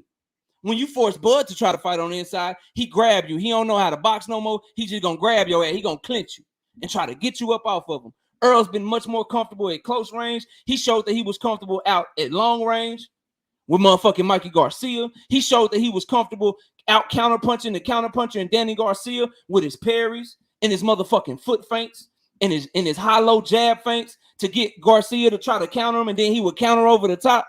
He showed much more facets to his game than Bud Crawford. And then the key thing, the main thing is, he got far better experience to get him fucking ready for this moment than Terrence Bud Crawford. Who the fuck got Bud Crawford ready for Earl? You gonna argue with me that it was Jose Benavidez on one leg? Because experience means something, right? You gonna argue with me that it was Jeff Horn who got Bud ready for motherfucking Earl in terms of experience? Huh? The same Jeff Horn that got knocked out by a prospect in Tim Zoo? That what you gonna say? Huh? You gonna tell me that it was Victor Postol that got Bud ready for Earl, huh? He got Bud ready for Earl, dog. The same Victor Postol that lost every fucking big fight he ever fought. He couldn't beat Josh Taylor. He couldn't beat Jose Ramirez. And he just got knocked out by a fucking prospect. No. I got it. Maybe Amir Khan. Maybe his experience against Amir Khan can get him ready for motherfucking Errol Spence Jr. You know, the same Amir Khan that got knocked out by Canelo. The same Amir, you know what? Y'all know what, bro? The same Amir Khan that got knocked out by Breeders Prescott. Can somebody explain to me? Maybe Zone can help me. Can somebody tell me why the fuck does Bud Crawford keep knocking out motherfuckers and fighting motherfuckers that got knocked out by people that he already fucking knocked out? Didn't he knock out Breeders Prescott already? And then he like, shit, if Breeders can get him, I can get him too. Didn't he knock out motherfucking Mean Machine already? Well, let me fight Avanesian, because if Mean Machine can get him, I can get him too. The fuck are we talking about? Oh, no. I got it, bro. Mean Machine gets him ready for Errol Spence, Errol True Spence. It's Mean Machine. It gotta be Mean Machine. The same Mean Machine that got knocked out by a prospect in Virgil Ortiz Jr. He ain't got no experience to get him ready for Errol Spence Jr., bro. None whatsoever, dog. None whatsoever. Then on top of all of that, bro, his best wins at welterweight. Sean Porter. Errol Spence beat Sean Porter 2 years before Bud Crawford did. You talk about the science, right? Well, in science, ain't you better when you younger? In boxing, as a world champion, coming off of a 4-fight win streak, where you beat motherfucking Danny Garcia, where you beat Urdinas Ugas, where you beat Granados, coming in the best shape of your life, you and your daddy wanted that fight so bad, you could taste it. Because Earl is everything that your daddy wanted you to be. That's why when he used to work with Earl, you always got mad if you were Sean Porter, because he always favored Earl because you couldn't fuck with him. They trained their ass off for that fight. Came into that fight as a defending champion, fighting for unification. When they fought Bud Crawford, that motherfucker was a mandatory and 2 years older. But that's the best win on his resume. They're supposed to get him ready for Earl. Fuck is we talking about, bro? Then on top of that, Kell Brook gonna get him ready for Earl. A motherfucker that came in with 2 motherfucking broke eye sockets. A motherfucker that came in 2.5, 3 years removed from the division. That motherfucker Kell Brook ain't fought at motherfucking welterweight since 2017, and his first time back at welterweight was when he fought Bud in 2020. These motherfuckers are the ones that's gonna get him ready for Earl. In the meantime, Earl went in that bitch and he fought motherfucking Mikey Garcia, a great counter puncher, a pound for pound level fighter, a Hall of Famer, a 4th division champion. That can get you ready for Bud. He went in there and he fought Danny Garcia, the same Danny Garcia that fucking knocked out Amir Khan. The same Danny Garcia, when you was talking motherfucking Keith Thurman, you was talking Danny Garcia up. So don't talk about he trash now, nigga. Yeah, all that shit. Don't act like he garbage now. Because you was on his nuts when you was talking about Keith Thurman beating motherfucking Danny Garcia, nigga. He fought him as a mandatory, a 2-division champion who beat Matisse and who knocked out one of the best wins on Bud Crawford's resume in Danny Garcia. Then on top of that, the nigga fought Urdinas Ugas, who beat up the motherfucker that yo got ducked. Yeah, remember? Bomac told Terrence Bud Crawford, hey, don't sign that contract to fight Manny Pacquiao. Don't sign that contract to fight Manny Pacquiao. Ugas beat his ass. You know Manny Pacquiao, the guy that beat your fucking favorite fighter ass? Yeah, that Manny Pacquiao. Ugas beat him up. The same Ugas, mind you, the same motherfucking Ugas that Bud Crawford and his team was giving big motherfucking props to before you try to trash on Ugas, before you try to act like Ugas ain't shit. Before you do that, just remember what your fucking fighter said about Ugas. Why would I choose Sean Porter with nothing to gain when I can choose Ugas? I'm fighting for something. That's a no-brainer. Everybody in the game, or should I say 65% of the people that felt Ugas beat Sean Porter. But let me guess, Ugas is trash. Ugas is trash. Errol Spence got the far better experience than Bud Crawford in terms of who he has fought to get him ready for a fight of this fucking magnitude. Oh shit, my bad. Julius Ndongo. Yeah. That's the motherfucker that's gonna get Terrence Bud Crawford ready to take on a motherfucker like Errol Spence Jr. Yep. Julius Ndongo, that's the one. The same motherfucker that done got knocked out and lost 7 of his last 9 fights. Yeah, him. He the one. He the one. So Earl is a better inside fighter. Earl has a strong jab. He has better boxing fundamentals. And before you try to talk about Errol Spence ain't got no foot speed, talk boxing to me. Foot speed is not as important as being able to cut off angles. Foot speed is not as important. Foot play speed is not as being able to fight that you fighting to get away from Errol Spence. And when the last time Crawford even boxed like that to where he could use that motherfucking lateral movement that he used to have? Tell me the last time he fought like that. Errol Spence got better experience. He fight real well behind his jab. He showed that he's comfortable at mid-range, long range, and he by far is the better inside fighter. He starts faster than Bud Crawford, and he turn up as the fight go on. Bud Crawford got a fucking puncher's chance. If he hit Earl and he don't hurt Earl, Earl gonna walk through that motherfucker. And everybody up here know that shit, bro. The more experienced fighter, the bigger fighter always beats the better little fighter. If a motherfucker like motherfucking Yuriorkis Gamboa, who got 1 knockout in 7 fights at 135, that nigga can't hurt nothing at 135. He can't crack an egg at 135. That nigga had Terrence Bud Crawford doing a dance that ain't even came out yet. But let me guess, he gonna take that thump from Earl though. He gonna take that thump from Earl though. This man bigger. This man stronger. This man more fundamentally sound. This man got better fight experience to get him ready for this moment. And he actually believe in himself. He ain't walk away from the table. He ain't fought nobody yet because he's trying to negotiate with your man. He ain't trying to take no tune up. Because your favorite fighter, Keith, is a fucking tune up to him. That's what you don't want the people to know. Keith really your favorite fighter. You just fucking hate that Earl ducked him. So now you're latching on to Terrence. You don't really fuck with him like that. Fuck out of here, bro. This man is going to win this fight because he checks all the boxes that I just gave y'all. Jab, inside fighter, better experience, and he actually believe in himself. This man, Bud Crawford, has none of those things. And on top of that, the nigga said something and did the complete opposite. If you believe in yourself and you know you win, you take less money. He looked at the fight and said, I don't believe in myself. I'm not taking less money. Let me go take more money from Avanesian. The nigga killed himself when he showed that he didn't fucking have a heart to fight Earl. That's my time. All right, so one thing we gotta look at the facts. Earl Spence has had 2 car wrecks. So those injuries are going to play a role in his performance against Terrence Bud Crawford.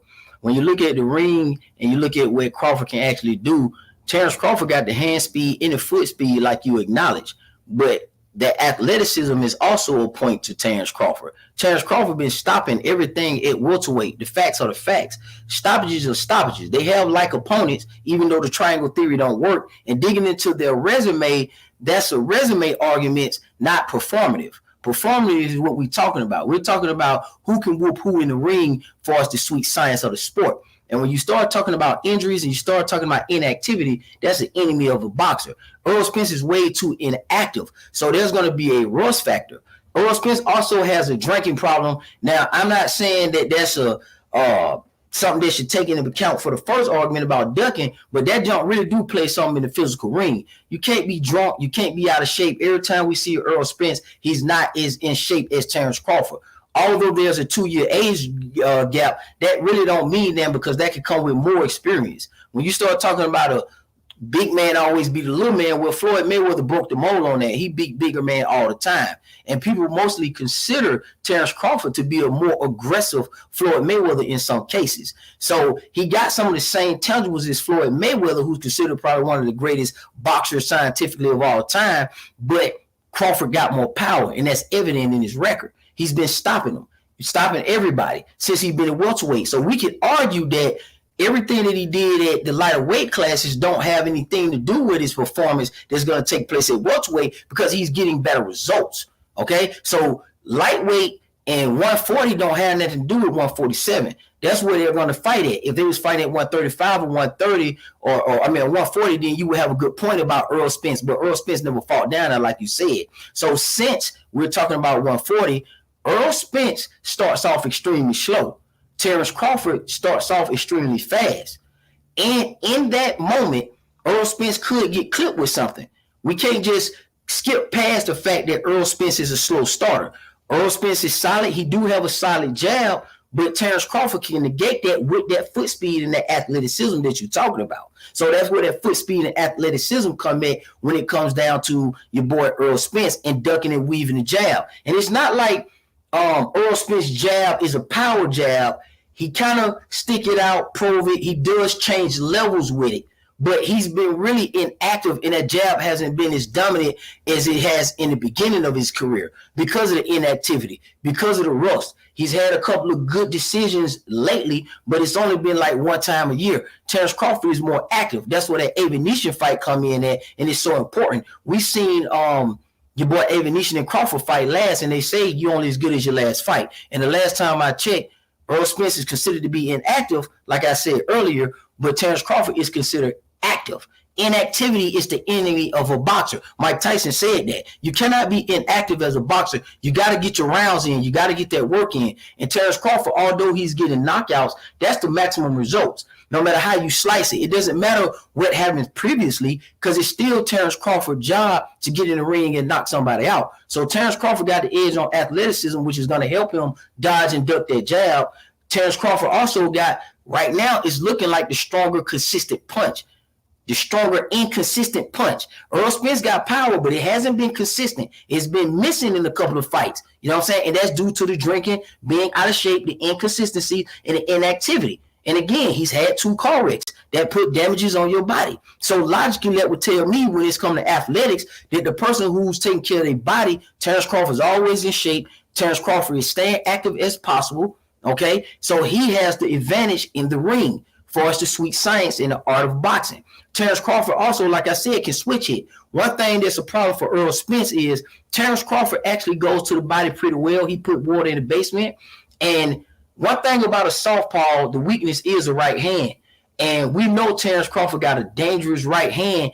And one thing about Terrence Crawford, he can hook off the jab extremely well. Okay, he's got a good hook off the jab. He can jab and he can hook off the jab. And one thing that concerns me about Errol Spence is his body. How is his body going to hold up? I know he's a body puncher, but I feel confident with your boy Terrence Crawford being able to evade the punches, using that athleticism and that footwork to duck and dodge and put that footwork on Errol Spence. Errol Spence kind of got bricks in his shoes. He kind of stuck in the mud, kind of fight like he in quicksand. Although he's solid and he's steady and his jab is good, but that's pretty much what he's limited to. Steady, you know what I'm saying, the jab, and then going down to the body. But we seen Sean Porter, who had faster feet. He was able to turn him around and spin him, and it was arguably a close fight. It was a split decision. And some people even argue that Sean Porter could have actually won that fight. But we know Errol Spence got it, so documentation be conversation. But when it comes to the style, Crawford is the superior boxer. He has the high IQ. And when you start listing their opponents, we don't really do the triangle theory. We kind of go with the performance. Okay? So you can't say the triangle theory when you start cooking on what Errol Spence gonna do to what he did to Kell Brook got something to do with Terrence Crawford, because it just don't work like that. Boxing does not work. We seen Shane Mosley beat Margarito beat Cotto beat, you know what I'm saying, Shane Mosley. So it doesn't work like that. You can't reference it. You got to actually see these guys in the ring. And speaking of seeing these guys in the ring, you actually haven't seen anybody, to your point, be prepared for a fighter like that. I haven't seen anybody that Errol Spence fought that can prepare him for Terrence Crawford, and vice versa. So when it comes to that, that's a wash. Same thing with your prediction ratio and how many fights you get or predict right. You at 80%. But in the fight league, like you mentioned, for me, I'm number one. Number one at 80% is different. 1 is 100. So we trucking over here, although the league has to continue. Your boxing prediction has to continue because boxing is a continual sport. So that's a wash right there. I'm fading you on that because if both of us are predicting fights and it's documented, My documented proof is heavier than yours because I'm actually in the league. You're doing it on your channel, and that's cool, but it's at 80% as opposed to me being number one, which is 100%. And both of us are still, you saying the season is continual, that's right, but so is your predictions because boxing doesn't play itself in seasons. So when it come down to Terence Crawford got the edge on the jab. He could kind of hook off the jab. And when I mean by edge on the jab, I'm not saying that he jabs better than Earl, but he has a better defense. Then you start talking about the inside game. Crawford wouldn't, I'm not sure where Earl Spence's inside game is right now because he's not been really utilizing it as much. He's went to the distance and he had some couple of close fights and some dangerous fights here lately. You didn't really see too much of that against Danny Garcia at the top level. And a lot of Earl Spence results have been different because he's been stepping up and fighting competition. Crawford has stepped up and fought stiffer competition, and his knockout and his performance has exceeded Earl Spence Jr., okay? His performance, we're not talking about their like opponents because, again, we don't use the triangle theory. That's a cool reference if you want to use it, but we look at the performance and the results. You can only fight the guy at the time that you can fight the guy at the time. You can't do anything about that. We want to see the fights, and that's what Terence Crawford and Earl Spence have delivered. But neither one of them have fought a person like the other. So, in short, I got Terence Crawford being more athletic, more active, injury-free, drunk-free, drug-free, more disciplined. He's just an all-around more disciplined fighter, and that translates in the ring. Earl Spence have discipline issues, and that translates in the ring. So that's why I got Terence Crawford. And the last thing to close on this, one thing about a southpaw that's an issue with Terence Crawford being able to go to the body, Terence Crawford is closer to that liver. So that liver shot might be a problem for Earl Spence if he's not careful. And I got Terence Crawford being able to do some damage to that body, and I got him able to stop Earl Spence to the head due to Earl Spence's inactivity and injury history and his lack of performances here or late since he stepped up, as opposed to Terence Bud Crawford. Also, you got to realize this about Earl Spence. Earl Spence does not have a great punch selection. It's kind of rinse, wash, repeat.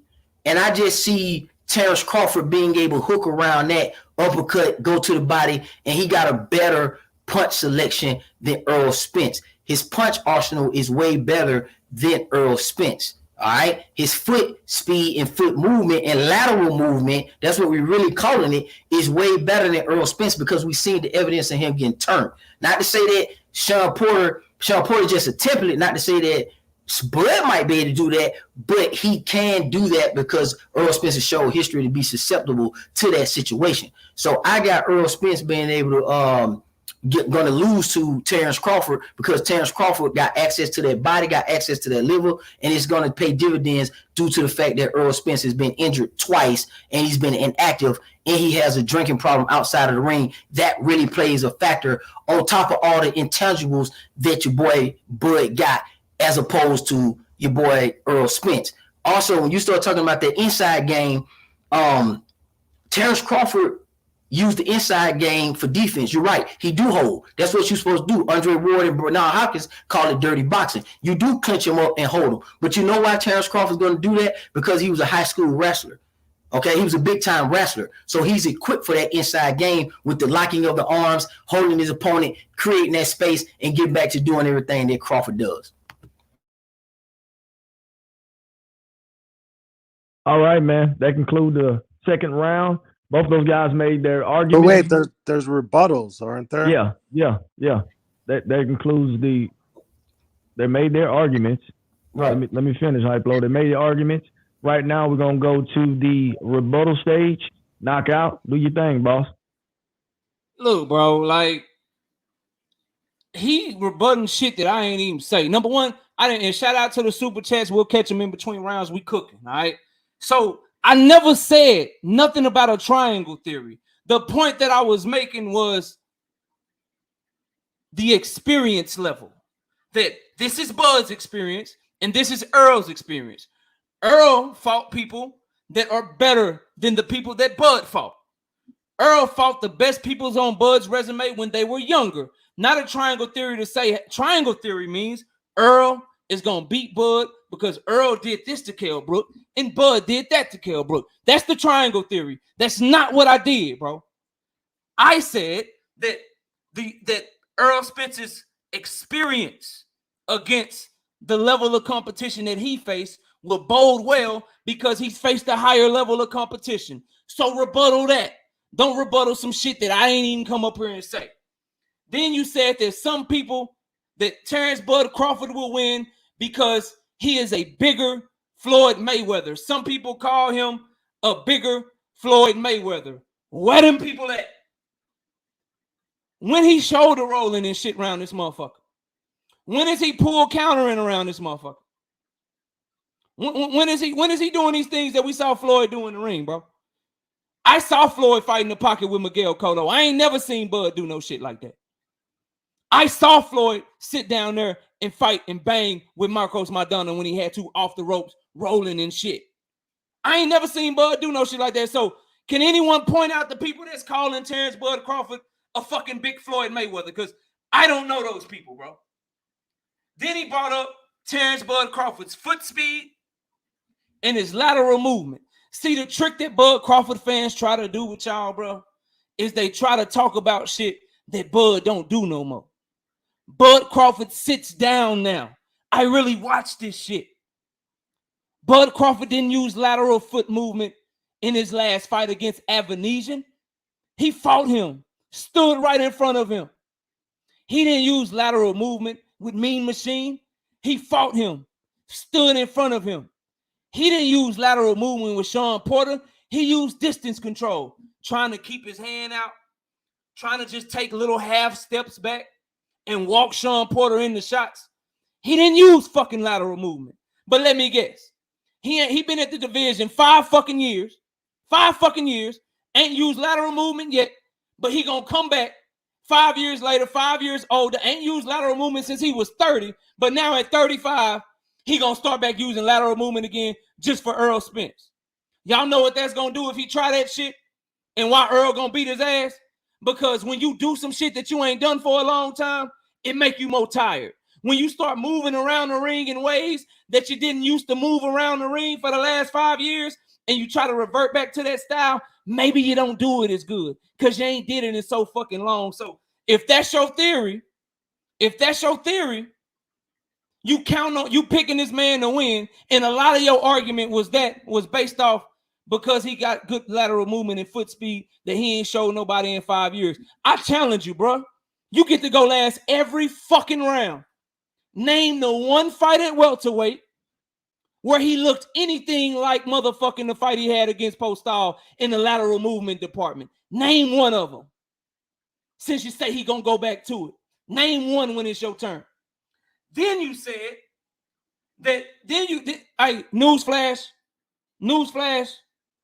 when you debating, don't give the fighter that you debating against credit. Fucks you up. You gave Spence credit for his jab. You talked about how versatile it is. You talked about how good he is at cutting shit off. You talked about a lot of things, giving him credit. Don't do that, bro. That shit kind of fuck you up when you do shit like that. Now, the other thing you said is Earl been fighting at distance lately. And you said he don't have good punch selection. And that's why Bud can get him. And that his jab ain't what it used to be. Hey, can somebody tell Yordenis Ugas' fucking eye that Earl Spence jab ain't what it used to be? Hey, can somebody let me know if Earl was busting Yordenis Ugas' ass up on the inside with uppercut after uppercut, hook after hook? Was his punch placement and punch selection looking good then?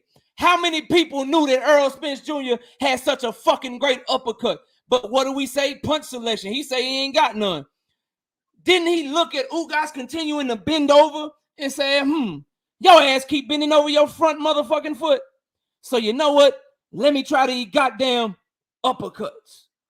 Yeah, let me try these motherfuckers. And then them hoes fucking worked over and over and over again, to your point about Earl Spence's point selection. Then you said, hey man, yeah, Bud, you right, Bud. When they get on the inside, you right, bro. He be holding on the inside. That's what you're supposed to do. You supposed to hold. Really. So you ain't supposed to put your head on somebody's shoulder. You ain't supposed to work on the inside. You ain't supposed to pivot and take angles to get body work in. You just supposed to hold the motherfucker. That's what you're supposed to do. So by virtue of admitting that he's holding to be defensive, you're admitting that he has no fucking offense. At the same time, you killing yourself, bro. If he holding to be defensive, you're admitting and you're saying that he's holding because he ain't got no fucking offense.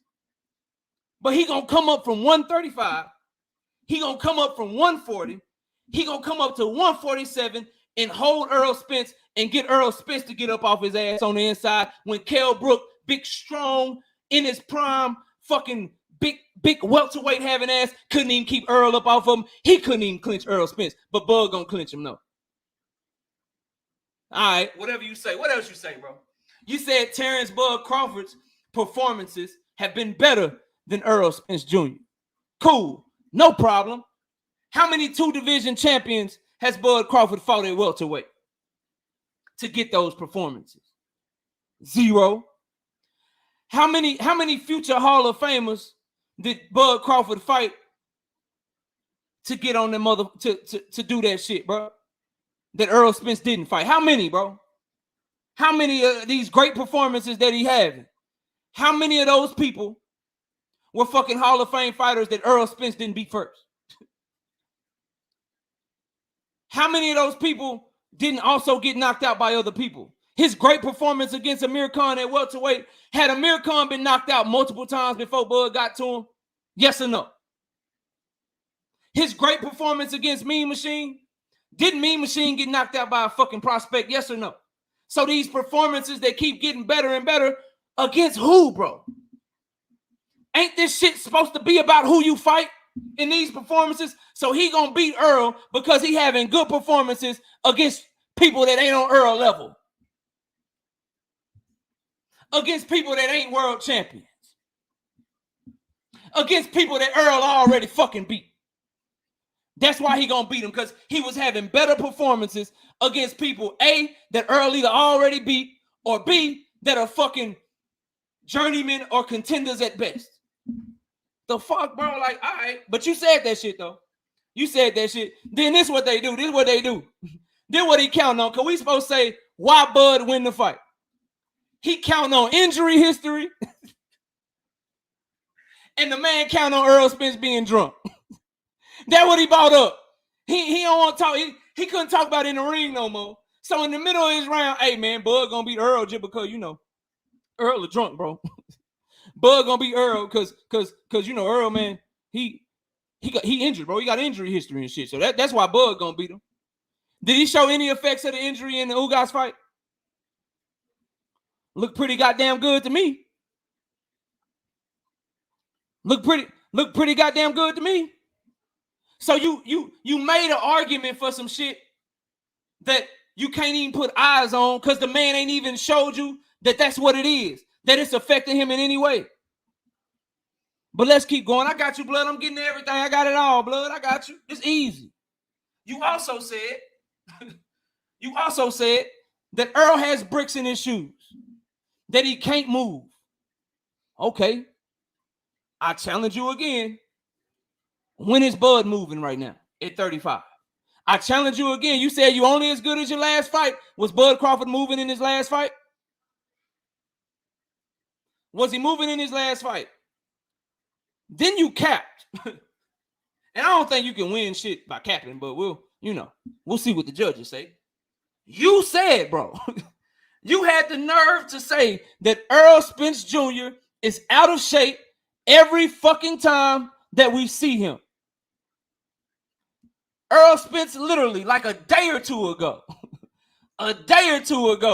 just posted on his Instagram with some black Air Force Ones and the motherfucker's in shape like a motherfucker. Like, on its premise, that shit don't make sense. He a world-class boxer, right? Every time you see him, he out of shape. But you seen him in the ring against Ugas. You watched the fight, right? Was he out of shape then? Come on, bro. Like, this shit easy, dog. This shit don't make no sense to me. Let's run through some more shit. Oh, yeah, this the one they like to do. I love talking on this shit. Terrence Bud Crawford is a switch hitter. He got the advantage because he a switch hitter. Can you name the last fight at welterweight that he switched from orthodox to southpaw and then switched back to orthodox?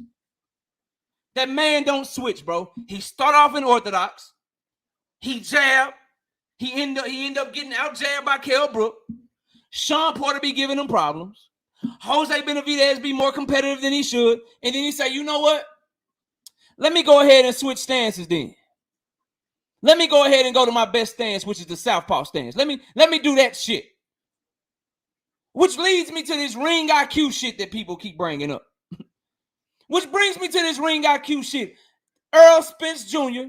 will beat Bud Crawford because of his ring IQ. And then I got a final point that's going to put the nail in the motherfucking coffin after I make this point. Errol Spence Jr., bro, has made adjustments. He will fight you inside if he have to. He will out-jab you if he has to. He will cut the ring off and become a pressure fighter if he has to. He will out-counterpunch you if he has to. If Bud Crawford has such a fucking high ring IQ, I'm glad Zone up here, bro. Because I want to ask this. If he got such a fucking high ring IQ, how come he has never made the adjustment of just starting the fight from his better fucking stance? His ring IQ is so high, but he keep fighting from orthodox to start the fight and be like, damn, they getting with me. You know what? Let me go ahead and switch it up and go southpaw. This nigga ain't noticing not one training camp that southpaw was his better stance. This nigga ain't noticing not one training camp that I be knocking shit out at southpaw. And then you capped again, bro. You capped again. And then I'm going to make the final point because I caught it. You said right here that Terrence Bud Crawford is a fast starter and Errol Spence Jr. is a slow starter. Terrence Bud Crawford is notoriously a slow starter by everyone that knows anything, bro. Anybody, what you say, logic and common sense? Documentation beats conversation. Didn't motherfucking Kell Brook be extremely competitive to start the fight? And then Bud came on late and did what he did? Slow fucking starter. Didn't motherfucking Mean Machine clip Bud early and was very competitive early in that fight until Bud finally got him later in the fight? Slow starter. Ain't no fast starter. That's cap. And then here's the nail in the coffin. Here's why Errol Spence is going to beat Bud Crawford ass. Derek fucking James. And you got Bomac. The nigga where people keep going to get fucked off. What the fuck happened to Maurice Hooker? Under Bomac. The fuck happened to Jamel Herring? Under Bomac. Derek James just won 2022 Trainer of the Year. Derek James adjustments with his fighters. What do he say? Hey, use the jab. Let me give you this instruction. Let me give you that instruction. All his shit be right when he make adjustments. What Bomac say to Sean Porter when he felt that the fight was too competitive? Hey, bud, we got to get more competitive. Hey, bud, we got to get more competitive in the fight. That's his instructions. That's what he do. So not only does he have better experience against better fighters, not only does he have a better jab, not only is he the better inside fighter, he got the better fucking coach. He got the better fucking trainer. So when shit do hit the fan, Bud Crawford out there on his own, having to make adjustments, having to try to figure Earl out on his own. Earl got a motherfucker that should be Trainer of the Year 2 times over with 2 undisputed champions and one of the hottest prospects in boxing. Fuck we talking about. So he'll win because of all those reasons. That's my time, bro. All right, so my first round was established what they gonna do in the ring. I wasn't rebutting anything or said you said nothing. I'm telling you what I'm saying. So now I'm rebutting what you're saying. You haven't rebutted anything that I said with facts. You're talking about accolades and you're talking about resume. You're spending way too much time on a resume. That's what the next round is for. We're talking about in the ring, the sweet science, what we see with the eye test. You're seeing something totally different that no one can agree with. Truth be told, that Bud actually has athleticism and foot speed. And regardless of what you say, injuries play a big role in it. Last time we did see Errol Spence at the previous fight with Tank, the dude was not looking in shape, regardless of what you're saying. Errol Spence has a history of not being in shape, and he's currently inactive. No matter how you say it, I don't know if he's preparing for a fight or whatever the case may be, but at the end of the day, you're not rebutting exactly what I said. You're just speaking your opinion and describing it, okay? That's two different things about what's going to actually happen in the ring. You're talking about Adonis Ugas, and what does that have to do with Terence Crawford? Terence Crawford ain't fought Ugas. Errol Spence did fight Ugas. It doesn't matter. We're talking about what's going on in the ring, not the actual resume. So when you start talking about Derrick James getting trainer of the year, that got something to do with the collective stable that he got in his whole collection of fighters that he actually trained. So to suggest Bomac, that has something to do with anything, that really doesn't matter. We're really talking about the fighters. We're not talking about the trainer. And I absolutely can pay homage to a fighter when he do something good because we're breaking down a sweet science. I don't have to really shit on Errol Spence when I see that he actually does something good. You're trying to take everything away from Terence Crawford. And what you're doing is, in a debate, let me tell you something. The first round was a courtesy round, so you won't say it was unfair. So you'll be okay. But this round is different. What I'm telling you is, you cannot take what you think what Crawford does bad and make that the truth. That's not the truth. Everybody on here knows that Crawford have these intangibles that I described in the first round. Whether you think or agree with it or not has nothing to do with anything. Errol Spence has a drinking problem. That's a fact. That affects you. And we talking about him versus Crawford and not what the result was with him and Ugas and Sean Porter and like opponents. You're talking about a resume. We're talking about performance. And the end result, and the best result, is supposed to be a knockout in activity. And Crawford has that. That's documented. It ain't even really, we don't need 5 minutes to see this with the documentation that I'm proving. The man is outperforming Errol Spence. He's knocking things out. He's unscathed damn near in his fights. He's doing what he's supposed to do for us on a performative level. In the ring, we see this. This is not something we making up. Regardless if you hate him or not, or don't want to believe in him or not, that's on you. You can say whatever you want to say, but the truth is, with the facts, he's performing. In the books, he's getting TKOs and KOs. And in the books, Errol Spence is getting UDs, some SDs, and he's getting some stoppages here and there. It's scattered all over the place. So everything that you try to rebuttal, you implement into a resume and not into the ring itself and explaining to anybody how Errol Spence actually beats him. I haven't heard anything. You just naming and describing Errol Spence attributes. You're saying he does what specifically? And you keep asking questions, but you're not explaining anything. You just said what I said. You've been doing that the whole debate. You keep saying what I said and changing the pitch on it. And then you think you're saying something, but you're really not even putting down any hardcore facts to support your argument at all. You're just being descriptive about what I'm talking about. So, as I said before, when we look at Boxing Rec or Ring Magazine, we can see the TKOs and the KOs since Crawford has been in the division. We can look at the inactivity of Errol Spence since he's been at the division, especially recently after the car wreck. I don't know why that don't make sense to you. Okay, Ugas is not on Crawford level. All right, that's just not the case. You can say that if you want to boost up Errol Spence, but no one's picking Ugas to beat Crawford on a performative level based on what they've done. Point blank, period. So everything that you said is actually not rebutting what I'm saying.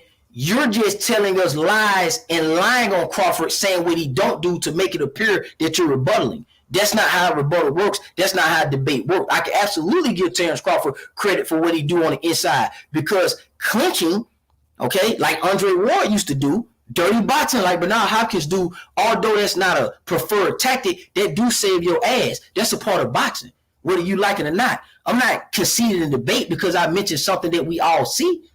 And because you don't like it, you saying that it's a moot point. That's not how that works, dog. We're talking about the sweet science in the ring. We're sticking to the facts. We're sticking to data. We're sticking to what we all see with the eye test. You bringing up Adonis Lucas has nothing to do with anything. And I said triangle theory, not that you bring up the triangle theory, because I wasn't rebuttaling you.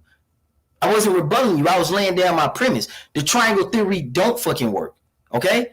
So you're just saying what Crawford does and shitting on it instead of acknowledging what he actually does, which is everything that I explained. So you did not rebut it. He does switch it no matter how you look at it. He is stopping shit no matter how you look at it. He is more athletic than Errol Spence. He's more active than Errol Spence. He got a better punch than Errol Spence. He's hooking off the jab better than Errol Spence. You didn't cover anything about the body that I spoke on. You didn't cover anything about Errol Spence's liver being in the front because he's a southpaw. You didn't cover anything about the good right hand that Terence Crawford got. You didn't cover any of those things, okay? You're just talking about what you believe Terence Crawford cannot do, but it's a body because he actually does the things that you say he cannot do just because you're trying to win the debate, okay? I'm actually saying what Errol Spence does. He's inactive. He has a drinking problem. That's a big issue, bro. All right, those are facts. I'm not doing a subjective opinion. I'm not giving you what I think. We're giving you what we know. And what I know is what I see, and everybody can agree to that. Everybody see what that does. Anybody know if they've been an athlete, they know that the drinking and the layoffs and the inactivity is going to affect you, man. If you disagree with that just to win a debate, then you tripping. And you keep pointing to Adonis Lucas. Adonis Lucas is okay, but Lucas is not somebody that we consider pound for pound. He's not on Terence Crawford. You weren't clamoring for the Adonis Lucas fight. You wasn't clamoring for that. He slipped up, he did his thing, and he beat Pacquiao, so that put him in the mix. It was supposed to be Pacquiao and Errol Spence.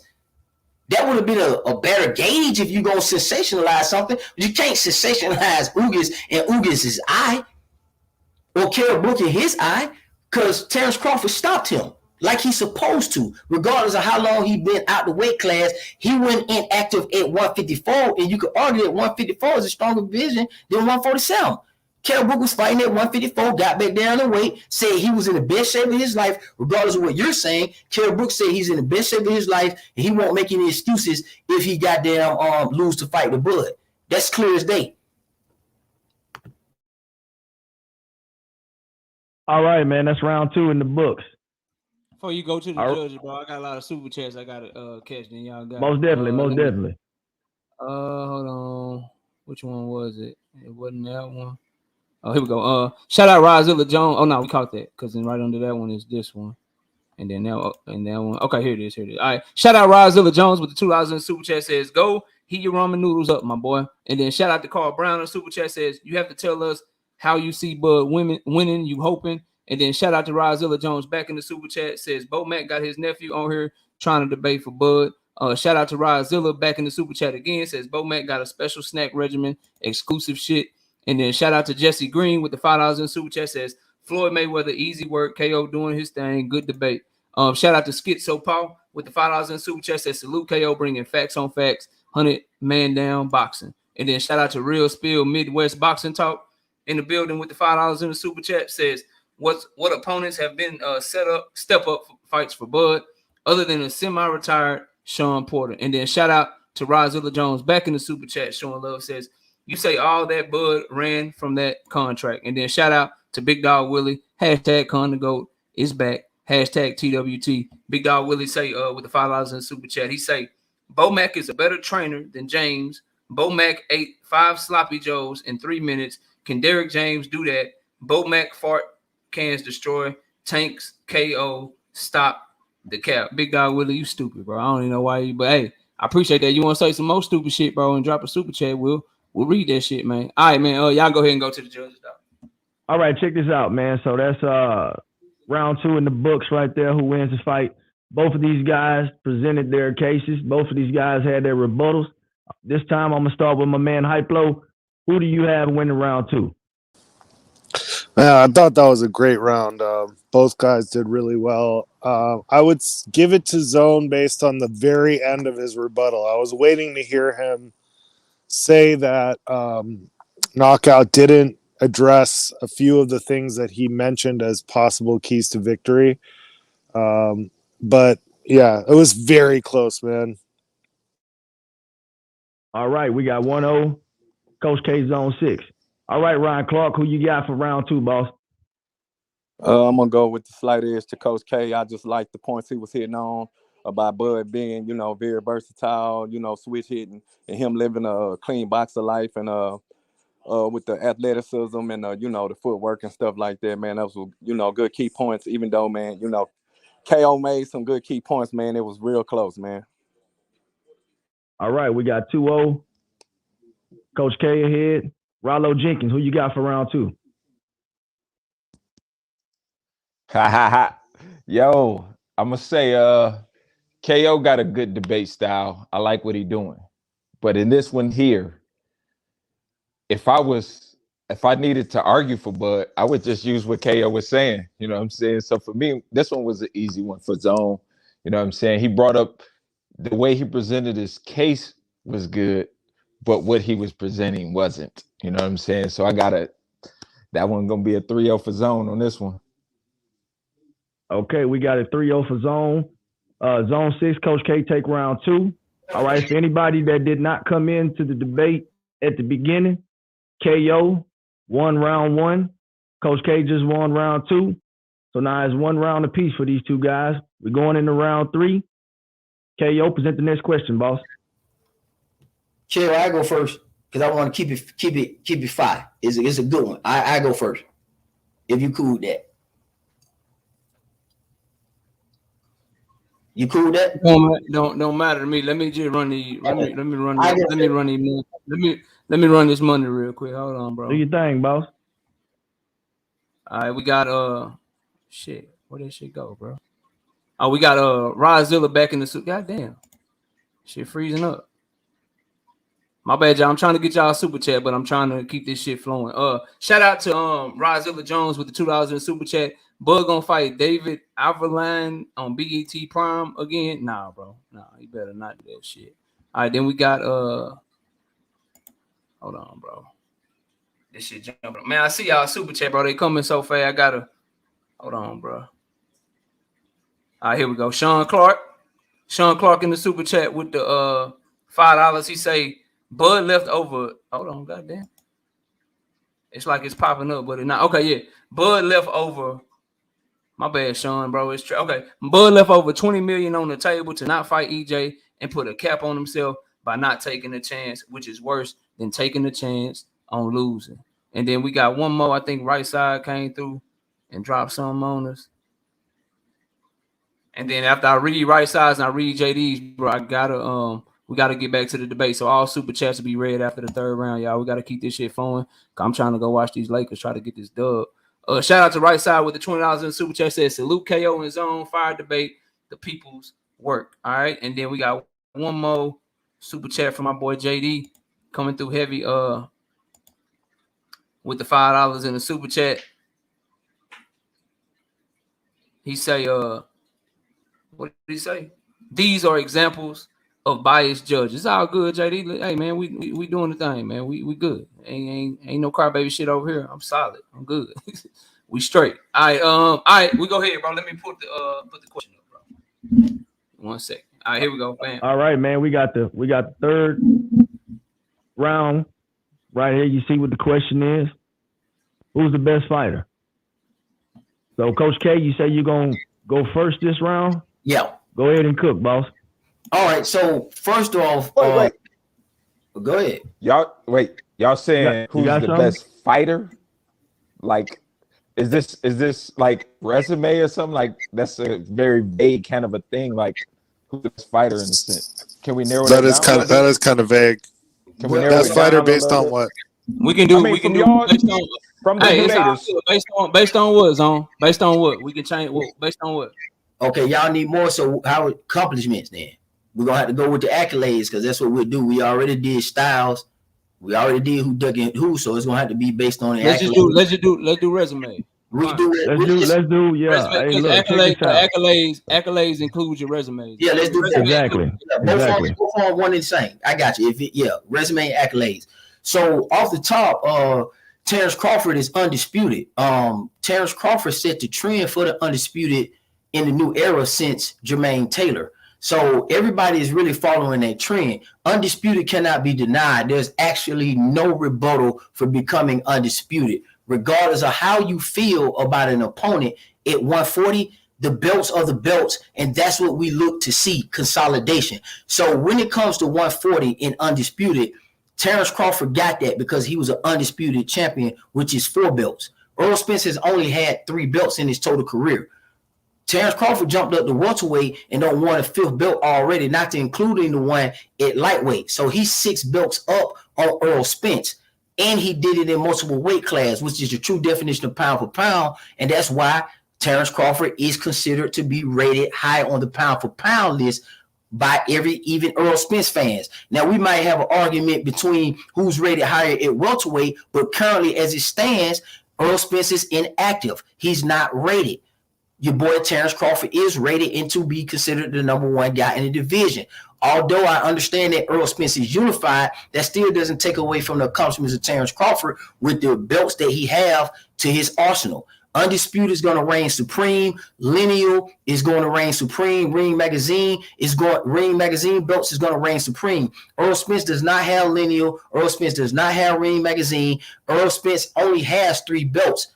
Okay, it's just not enough to compare to Terrence Crawford cleaning out a division in undisputed and cleaning out lightweight. We all agree that lightweight was cleaned out by Terrence Crawford, and he got his belt, got his Lineal, got his Ring Magazine, and he moved on up to 140 and did what we all wanted to see all the boxers do. And since then, we had a great trend of undisputed fights that we are clamoring for. And that's why we're clamoring for the Errol Spence versus Terrence Crawford fight, because of the trend that he set. Terrence Crawford is going to be the only boxer in his second undisputed fight at a different weight class. Errol Spence, this will be his first. That's why we want to see the fight. And if Crawford, I'm just hypothetically speaking, not to make that as an argument, but that could be a feat that could push him to the next level. But as it currently stands, he came up in the division and he has quite a few title defenses. He's doing his thing. He came up, he beat Jeff Horn, who beat Pacquiao, which is a good person on the resume, because if Pacquiao is a future Hall of Famer, Jeff Horn beat him. No matter how you slice it, we look at the wins and the losses, and Jeff Horn got the win over him, whether you look at it or not. So that's a good look for Terrence Crawford when he stepped up in 2018 and stopped Jeff Horn, because it could have been Pacquiao. Pacquiao just lost the belt. Okay, when it comes down to the resume at 147 is extremely similar, so there really cannot be an argument placed on it. If we're going to argue who beat who and use the prime thing, that's subjective. Sean Porter is a good welterweight. Both of them beat him, so that's a wash. It is no rebuttal to that debate. Now, you could come in and break down your opinion about what you think they are, but at the end of the day, Sean Porter is a two-time champion at welterweight. Okay, and his resume and what he is stands in what he stands, and your boy ended up stopping him. So he also had a better performance against Sean Porter, who may or may not go into the Hall of Fame. All right, so Errol Spence and Terrence Crawford resume at 147, there's really no difference outside of Errol Spence having the 3 belts. That's the only accomplishment that he got over him in the current division. But Terrence Crawford is rated higher. Terrence Crawford has accumulation of belts through 3 different weight classes, therefore making him a better pound-for-pound boxer over Errol Spence across the board universally in boxing. And he's also his contemporary at 147. We're trying to figure out who's the best at 147. Errol Spence got the hardware, but Terrence Crawford also got the other piece to the puzzle. And he's a former undisputed, former lineal guy who's done what he had to do at the weight class. So their resumes is really nothing to speak on, because Errol Spence ain't really, you can't go down and start talking about what Terrence Crawford did at 135, and Errol Spence ain't never done nothing at 135 for is the resume. So you can't give Errol Spence any credit down there for a resume. Crawford got that. Crawford got 140. Errol Spence never fought there. So you're going to have to limit your argument, or you could try to come out of that. It ain't no comparison because Errol Spence never fought at the weight classes. That means Errol Spence is less accomplished at 135 and 140 than Terence Crawford. That's a wash. We don't really have to go through that. We don't want this to take too long. We want to get to these judges so you guys can get your answer. Okay, undisputed reigns supreme. 2 weight classes outside of 140 reign supreme, more belts reign supreme, and then we could comb through the resume depending on what he say about the opponents, but that's going to be his subjective opinion, because if he's going to use prime and when they fought him and all that kind of stuff, that's up to him. We can argue that all day, okay? And I guess we'll have to see who makes the best argument in the rebuttal about what opponent is what, but that's going to be up to you as a subjective person. But at the end of the day, the accolades is the accolades. The pound for pound is the best thing that we rate in boxing. We all know that. That's to be considered. Undisputed is the ultimate, and Errol Spence is not close to that. Errol Spence has only been doing his work at one division with the same welterweights that Crawford has done his work with. They got similar and like opponents, or just the same amount of good opponents. There's no separation there. That's why we need to see the fight. So actually, there's no debate here. There is no rebuttal here. You cannot say anything about 135 unless you're just being cute or sassy, because Errol Spence wasn't there. He didn't accomplish it. He wasn't there. That's what it is. Documentation beat conversation. We're not going with our feelings. Those are the facts. Okay? Not to hold that against Errol Spence because he was at 147, but at the end of the day, Crawford was cleaning out 135 doing his thing. Also, on top of that, Crawford moved up to 140 doing his thing. I'm not holding that against Errol Spence, but at the end of the day, Errol Spence did not fight at 140. So now we left with 147 to pick about who did what. We know Errol Spence got 3 belts, and we know Terence got 1 belt. But collectively, Terence Crawford got the most belt, and he got the most cachet in the game of boxing, and he set off the whole undisputed run that we know in boxing, therefore making him the best accomplished fighter between the two without a shadow of a doubt. I don't even think it's an argument on the accomplishments. Now, when you get to resume, we can pick that apart, but I'm pushing it back on him to explain to me how, if any way, that the accomplishments of Terence Crawford is not superior than Errol Spence. If he's going to get on here and say that, that's a wash. I can't do that about a guy's opinion about 1 weight class versus 3 weight classes, more belts versus less belts. And then these 2 guys are both still undefeated and they have to fight each other. So it is what it is. So I'll pass the rock to him and we'll get to it. All right, knockout. Zone 6 closed out his argument for round 3. What you got for us, boss?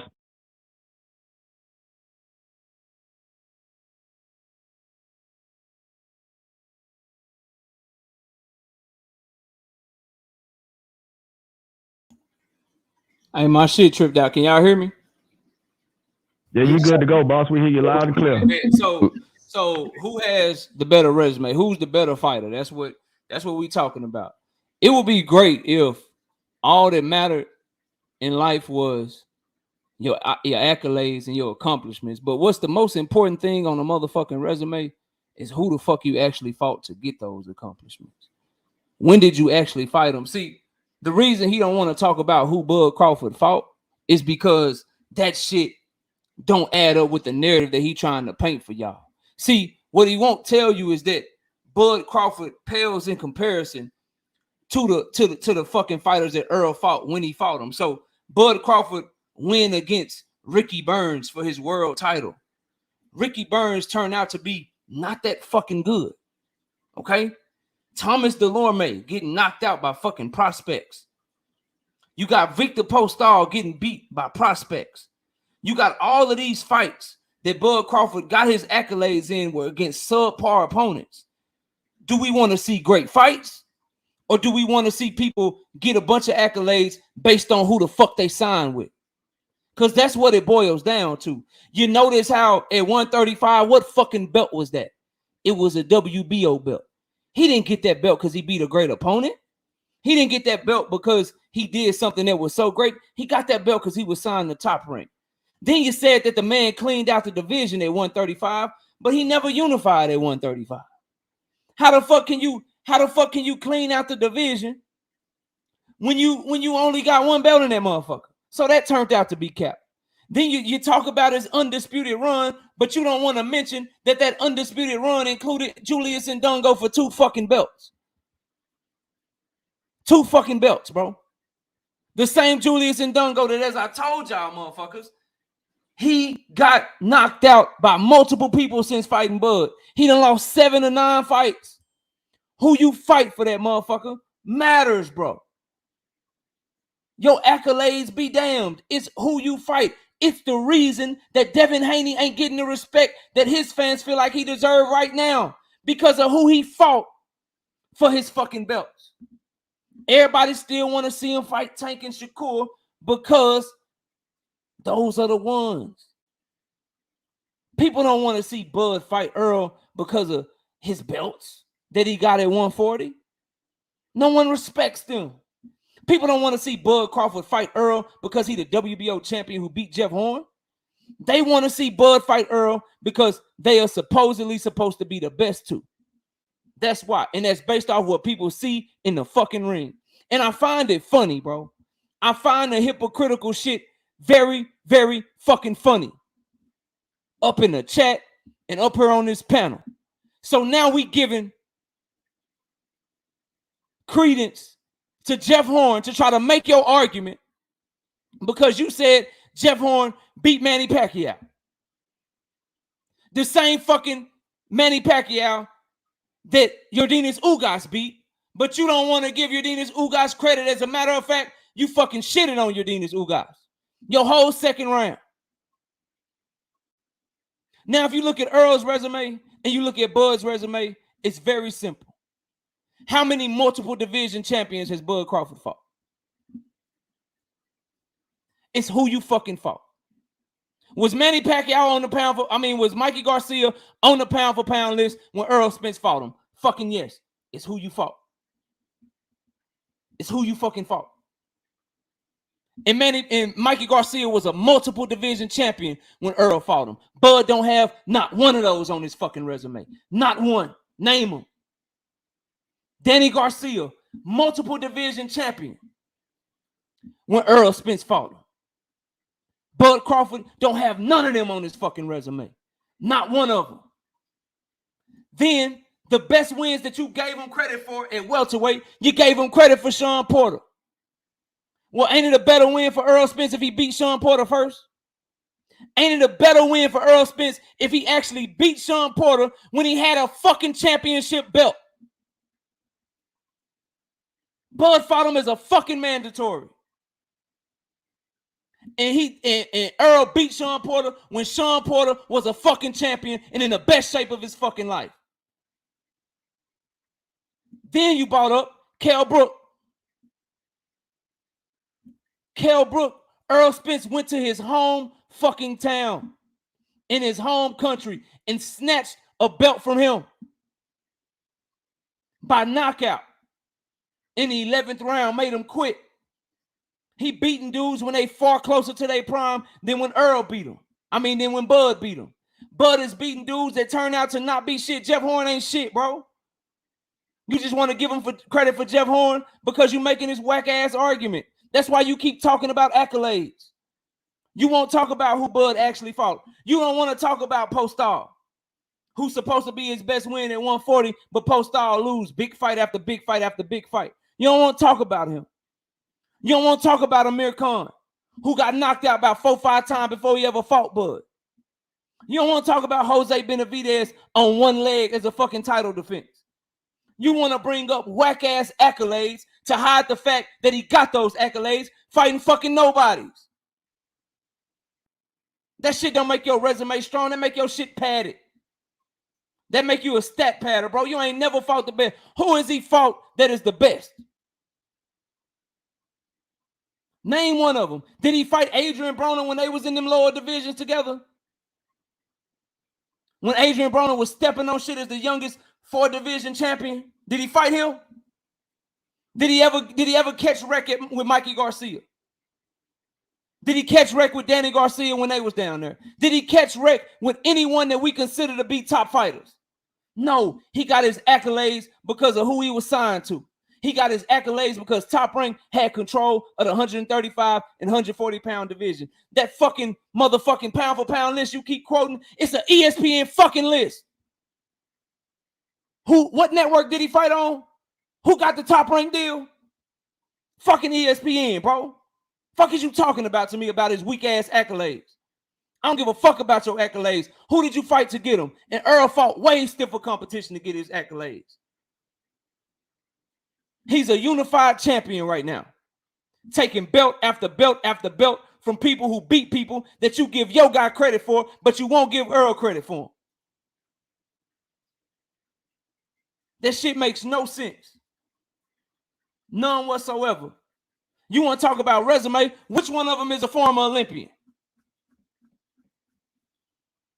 Which one of them was a former Olympian? Who? His name ain't Bud. His name Earl.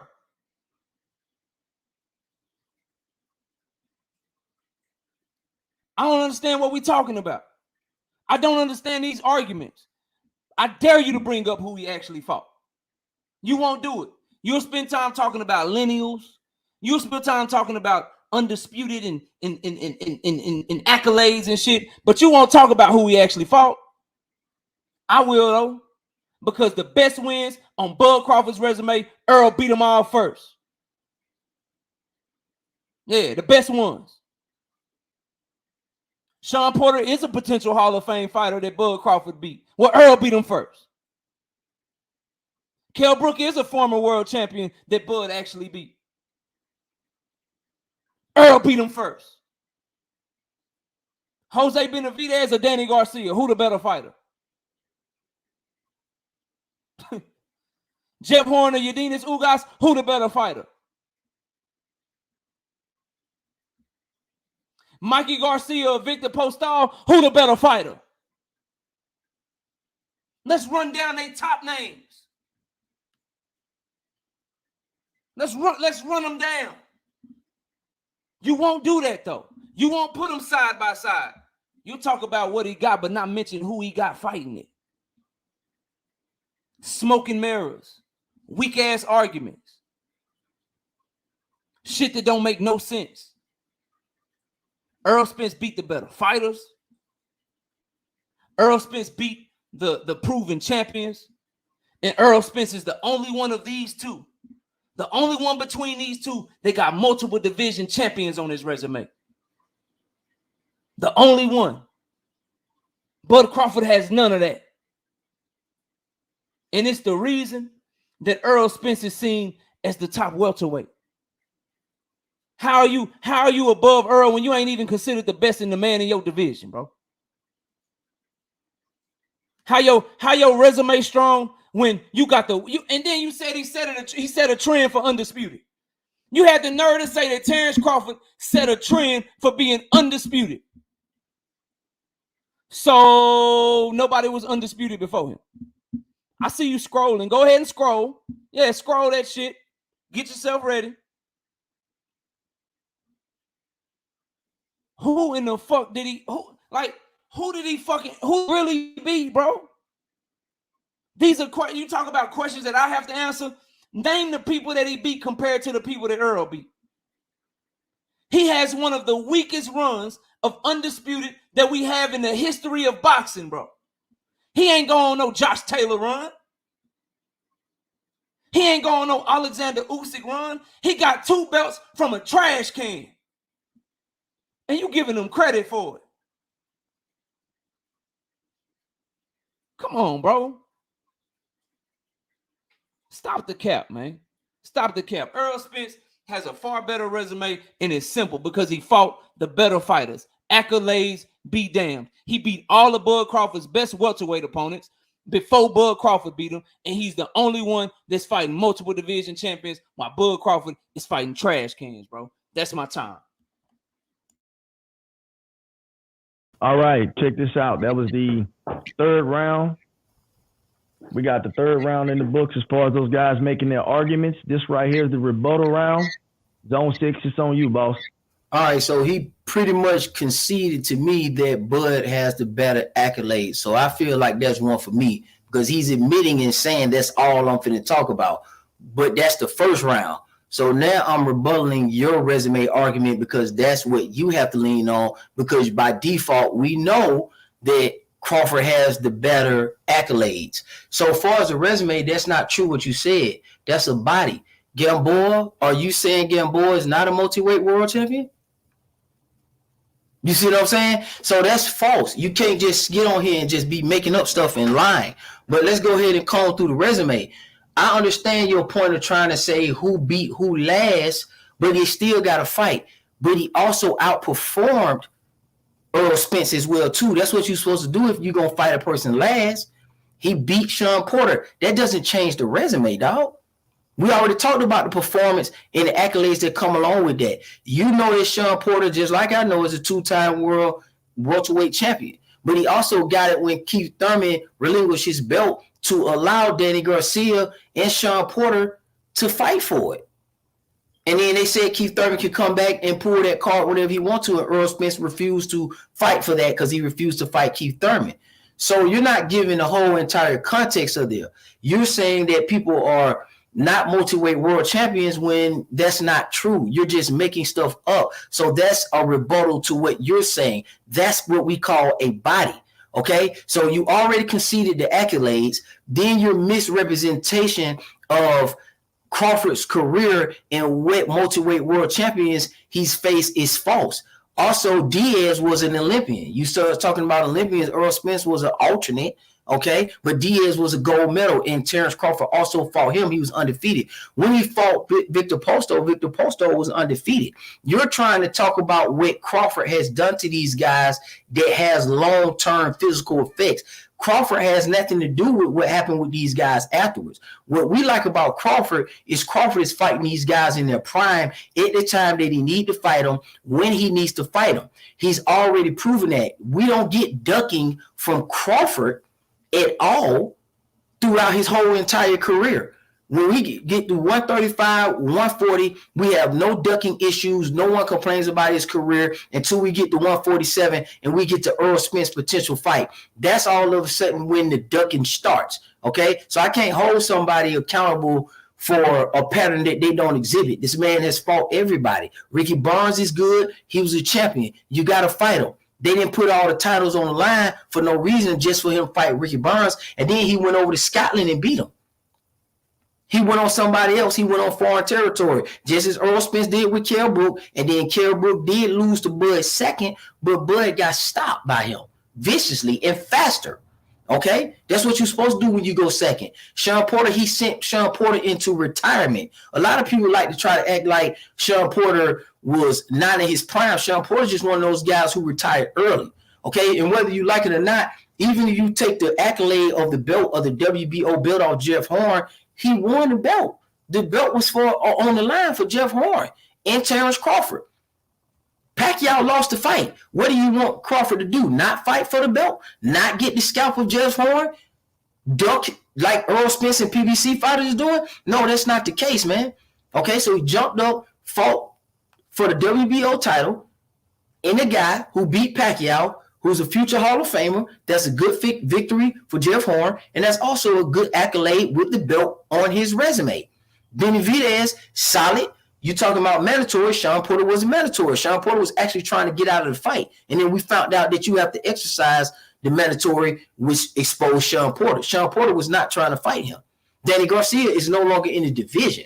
So when you said they should have fought each other, Danny Garcia went in the division at the same time as your boy, Terence Crawford. That's a body. I mean, this one, you're getting exhausted. I can tell this is a long game. You're probably going to complain about the results, no disrespect, but everything that you said is a farce. When we look at the resumes, the people that are the same, when you want to take away the accolades, because you concede to that, you say, I know that's all you want to talk about. When you comb through the resume and you line them up, he got Jeff Horn. And you say he got Mikey Garcia, but Mikey Garcia didn't have a title at the time. At least Terence Crawford, multi-weight world champions, had titles. Titles was on the line. Mike Garcia went in there and tried to fight Errol Spence. Errol Spence defended his belt, but it's not like Mikey Garcia was coming in with a belt to the fight. He's just a previous former multi-weight world champion, like Gamboa, and you said something different. So that's wrong. That's a body. Everything you're spitting in this round is not good, okay? You're losing steam. to be quite honest with you, because the resume that Terence Crawford had, I told you at 147, is really a wash. You don't have nothing to stand on because they both are doing good work, and Terence Crawford is having a better performance, like I stated through this whole debate. So this whole debate is coming to a head right now for me. Regardless of what happened in round 1 or round 2, I'm sticking to the facts and I'm being consistent. You're being all over the place due to the fact that you want to discredit Terence Crawford on the shit that we know. We know that undisputed, no matter how you say it, no matter what you say about Ndongo, that was a credible, good fight because he had unified. That's what makes the fight credible. So he's supposed to fight the people that's put in front of him. Same thing with Ricky Barnes and going abroad. Same thing at 147. You can't complain about the resume at 147 because they both are basically easy. So everything that you're saying is really false, and it's been debunked, and it has been rebutted. It doesn't take that long. You conceded to everything, although your mouth going to say something different, but you know he's more accomplished, and I dare you to get on here. All I want to know from you is who more accomplished, okay? You can try to pick apart the resume, and we can debate on that some more and cook on that, but at the end of the day, the resumes are the same because Errol Spence never fought at 135. So I'm not going to knock him again. I'm not going to knock him for that, but I'm not going to give him credit for it either. He never fought at 140. I'm not going to knock Errol Spence for that, but I'm not going to give him credit for that either. So I'm going to give the person who actually did it the credit that they deserve. Okay, but now they're here at 147. That's the argument. And their welterweight careers are very, very similar. So it's nothing that separates Errol Spence from Terence Crawford on a resume, except when you look at Terence Crawford's accomplishments, not holding against Errol Spence, his is deeper and his resume is deeper when he fought Gamboa. You're talking about undefeated fighters. You're talking about Victor Postol. These are undefeated fighters. And your argument is falling flat when you say what they went on to do after the fact. This is not a lifetime achievement award. You said that you want to talk about, and I won't talk about, him fighting guys at the best. Then you say, okay, Errol Spence fought these guys like Brook and Shawn Porter first, but then you don't want to give credit to Terence Crawford for fighting the guys at their primes, even though they go on to lose. That makes no sense. That's a contradiction. It is not like Shawn Porter's not fighting prime people at the point of his career, especially in the weight classes below. So that's a farce what you're saying, and I think that's a body, and I think you really are out of here with that because that did not make sense. You have to make the resume make sense. Resume is conceded. Resume is even. It goes to Terence Crawford because of the lower weight classes, and Terence Crawford had the accolades. You already conceded that because you said that's what I'm going to go to. So in my opinion, I think this is pretty much a wrap outside of you about to give us a long-winded piece on the resume some more. So I'm good, man. That's it for me. I think this is a body. This is a wrap on the last round.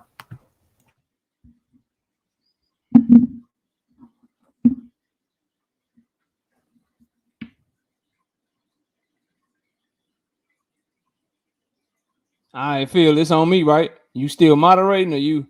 Nah, I'm here, boss. It's on you. It's the rebuttal. It's the rebuttal round. You got it. All right, check it. So you can't come up here and win a debate lying. And I know that's y'all homie, and y'all gonna try to find a way to give it to him. But bro, it is what it is. I don't care about none of that shit you talking. Cause you got up here and you lied. What you did was you read a chat from somebody. You getting cooked so bad. You read a chat from somebody in the chat that I done already bodied. Shout out, he my homie though. Shout out King David, Boxer Die. You read his chat about Gamboa being a multiple division world champion, and then you tried to come and spin that shit like I'm the one that's capping. I encourage everybody in the chat. It's 374 motherfuckers up in here. I encourage all of the judges, since you got your camera off, you probably got your phone in front of you. You probably got your computer in front of you. This man straight up lied. Yuriokis Gamboa was the featherweight champion of the world. The only other belt he won was an interim WBA belt at motherfucking 130. We don't give credit for secondary belts. Then he moved up to 135 and lost. That man was not a multiple division world champion. Coming up here calling me a farce. accusing me of lying, and you can't even get your motherfucking facts straight. Stop coming up here capping, and y'all stop capping for him, trying to fucking save him. Trying to help this man debate. Everybody look it up. I give you time, bro. I give you time. I'll concede the round if I'm wrong.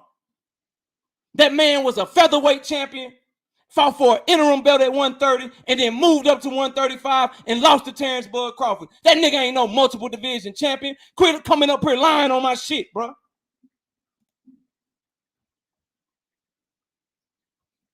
Talking about you bodied something. You bodied yourself coming up here lying and shit. Fuck is you talking about? Wasn't no goddamn multiple division champion. Coming up here, man, bro, y'all gotta stop this shit. Then you had the nerve. Then you lied again, nigga. Then you lied again. I encourage everybody to look this shit up too and catch the playback. Nigga won't tell me I'm lying. Nigga said that motherfucking Ricky Burns had all the titles on the line when Bud fought him. Get your capping ass out of here. Nigga, they fought for the WBO. They ain't fight for no multiple belts. Wasn't all no motherfucking belts on the line, nigga. It was one belt. The WBO telling me to get my facts straight, and you up here capping. Left and fucking right. But let me guess. Y'all still might try to give him the round, though, huh? Y'all still might try to give him the round, though, huh? Y'all thought I ain't catch that slick shit? We just gave you round 2 to make it look good. You think I ain't catch that shit? I heard that shit. I don't give a fuck. This still a body, nigga, with your lying ass. Fuck is you talking about? I'm giving you fact upon fact upon fact, and you accusing me of lying, and them niggas still gonna probably try to give it to you. Niggas just flat out lie about anything, nigga. Just to try to be right. Just to try to prove your point. But I get it, though. I get it, though. That's what you niggas do. That's what Bud Crawford fans do. Because you lied and said I never pulled up on you. Just last night. He ain't never been up on my panel. Nigga, I was just there last week. Yuriokis Gamboa ain't a motherfucker. He ain't no motherfucker. He is a multiple division champion. Let me cap for Bud. Let me cap for Bud. He's a multiple division champion. It's 382 people in here. I'm not done cooking them on that shit. Y'all look it up, bro. I dare a motherfucker try to give him a round for accusing me of lying when I caught him in a lie 2 times. I don't lie, nigga. I speak facts. Look it up, bro. Look that shit up. Featherweight champion, WBA interim at 130, and motherfucking lost to Bud Crawford for a championship at 135. Multiple division champion my ass. The fuck he the champion of them people that he hit in the car wreck? Fucking champion of causing wrecks or some shit? Nigga ain't no motherfucking multiple division champion. Quit lying up here, nigga. And that's why you wanted all this help. That's why you needed your homeboy, because you can't fuck with me on no level.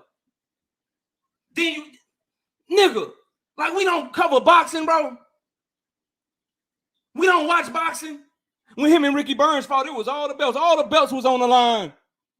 So that was a good, solid win. Yeah, it was solid for one fucking belt. For one fucking belt, nigga. Let me guess, though. Y'all gonna find a way to try to spin this shit. They can all see it on the playback, though. It ain't gonna age well for you, homie. Then you said the most. You said that we can't give credit to motherfuckers after they beat people because of what happens after. That's something that you can't do. But yet everybody gives Floyd Mayweather credit for Canelo Alvarez because what Canelo Alvarez has done since Floyd Mayweather whooped his ass. The only reason you don't want to do that shit right now, dog, the only reason you don't want to do that shit, dog, is because that Ndongo shit don't age well for you. That Ndongo shit don't age well for you. You know that's a trash ass win, bro. You know that's a trash ass win, bro. You can't escape the fact that niggas don't do shit after you beat them, or if they do shit after you beat them. because it makes your win look garbage. Danny Garcia's win that Errol Spence just had, it's aging well because Danny Garcia just fucking outboxed Jose Benavidez. So it's aging fucking well. Who you fight fucking matters. I don't even feel I gotta go no more. If y'all want to give this nigga credit for coming up here lying because he your homeboy, y'all go right ahead, bro. I do not care. I do know this though. Yuriorkis Gamboa was a fucking one-weight world champion. Motherfucking Ricky Burns, there was one title on the fucking line. Not all of them. Just one. And that's my round 3, bro. But bro, hold on. He can't just lie like that. I did not say Ricky Burns was a multiple weight, all the belts was on the line. I did not say that. Man, I put that on my mama. You said that, I didn't say that. I said he was playback. Man, I put that on my mama. You said that, bro. Stop. I said Stop. Let them judge, bro. No, let them judge, bro. Okay, go ahead. Yeah. All right, yo, look, check this out. Yo, hold up. Yo. They your homies. KO. I got it, bro. I got it. All right. Y'all can mute yourself, man. So look, check this out, man. That's round 3 in the books. That was the last round. Okay. So both those guys gave their opening arguments. Both those guys gave their rebuttals. You dig what I'm saying? So I'm going to go to Ryan Clark first. Who you got winning round 3, boss? Man, round 3, I'm gonna go with Zone just because, you know, he had a lot of facts in there. You know what I'm saying? There's a lot of points was valid. That Bud was a multiple weight champion. Plus, you know what I'm saying? Bud, you know, had fought the 2 guys that Earl had fought, and he explained the point of him stopping their ass. And then, you know, 135, he beat undefeated Gamboa, who was a former Olympian. So I got to go with Zone 6. All right. You got 1-0 for Zone 6. Hyplo, who you got in round 3, boss? Wow. I was really close. I almost want to ask for a bonus round because it was really fucking close. I'll give it to... God damn. See, the problem is accolades was part of it. I give that definitely to Zone because Knockout conceded that point. Resume, it was really close. They argued it well. Knockout made a really good argument out of what I think is not a good argument, but I'll give it to Knockout for doing that.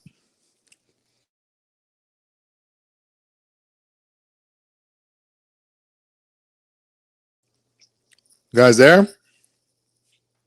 Yeah. Yeah, we're here. Yeah, we here. I didn't cut off, right? Nah, it's 1-1 right now. Yeah. Go to the next judge, bro. Yeah, it's 1-1 right now. Okay, Rollo, who you got pulling out round 3? Yeah, that round was close. For some reason, I don't know why Knockout went into this extra aggressive mode in this round for some reason. But at some point in that thing about this whole Ricky Burns thing, I think that like he made that a point, like Zone might have said something about like all the belts on the line or something. And that could be my own literal bias because I know that even if Zone said that, he didn't mean like all the belts, like the nigga was fucking undisputed or some shit. He wasn't saying that. He was like, yeah, he fought Burns and all the belts that he had was on the line. You know what I'm saying? Like it wasn't, nobody thought that, or nobody was thinking that fucking Ricky Burns had all the belts and shit. I don't, you know what I'm saying? To make that a point. I don't, shit, dog. I would have to say, to me, for this argument, because at welterweight, we all watched all of this shit. And in reality, you really can't make an argument for either one of these guys having a better resume because neither one of these guys wins at welterweight are aging well in a sense. Nobody went on to do no amazing shit at welterweight that any of these 2 guys beat. So it's kind of a wash. So I would, like Zone said, it's kind of a wash. I got to give it to Zone because it really is a wash. Danny Garcia, he had a split decision with fucking Benavidez and shit. Like, that's not, you know what I'm saying? Bud knocked the nigga out. It's not, none of these niggas, Agent well, man. I would have to say I have to give it to Zone because he Blood, just stay right where you blood. Blood, stay right where you at, blood. Everybody stay right where y'all at. Go ahead, bro. Yeah, I would say I would have to give it to Zone because his argument was more precise and solid as opposed to pinpointing rebuttal. It was just more precise and concise to me. Already. Hey, y'all go ahead and give y'all last words, bro, and then we'll wrap the show. Just so everybody clear though. This for everybody, bro. Just so you know, we love to educate after the debate is over. So let's run this down real quick, just for everybody, real quick, because we like to keep a record. So this is Yurioka Gamboa resume against Jose Rojas. That's the feather title. They weighed in at 125.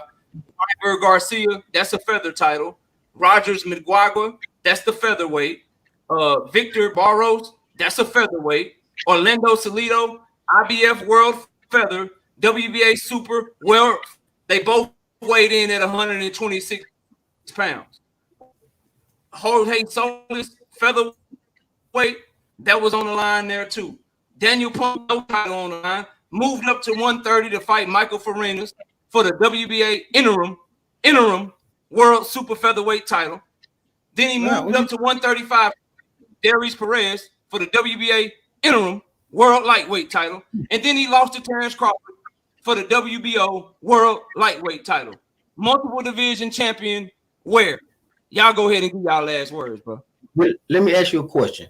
Okay, let me ask you a question. Nah, I ain't. Give your last words. I gotta wrap the show. Go ahead, bro. I got you. I'm finna ask you this. So, do you consider? I think I heard you say Tank was considered a champion at 140. No, I do not consider him a champion at 140. He's a one division champion. I'm good. You got the double, bro. I'm good. It's just do your thing, bro. Y'all get that last word, homie. Yeah, you got it, man. I was gonna say good debate though. Actually, man, you all right, man. You just, I mean, you know, you calm the fuck down, you'll be better. But you trash, bro. Yeah, you trash, dude. You lost the end, and you got angry. I got you. Yeah, I lost, bro. All right, look, check this out, man. So look, all right, look, the results in. Yeah, they in, bro. Okay. Like, give y'all last words. Drop your channel. Yeah, exactly. exactly. Let everybody know where to find you. Let's wrap this shit up, bro. Yeah, we're gonna wrap it up. All right. Hey man, this Ryan Clark. Yeah. I just want to say, man, it was a good debate, man. Knockout. I'm not gonna lie to you, bro.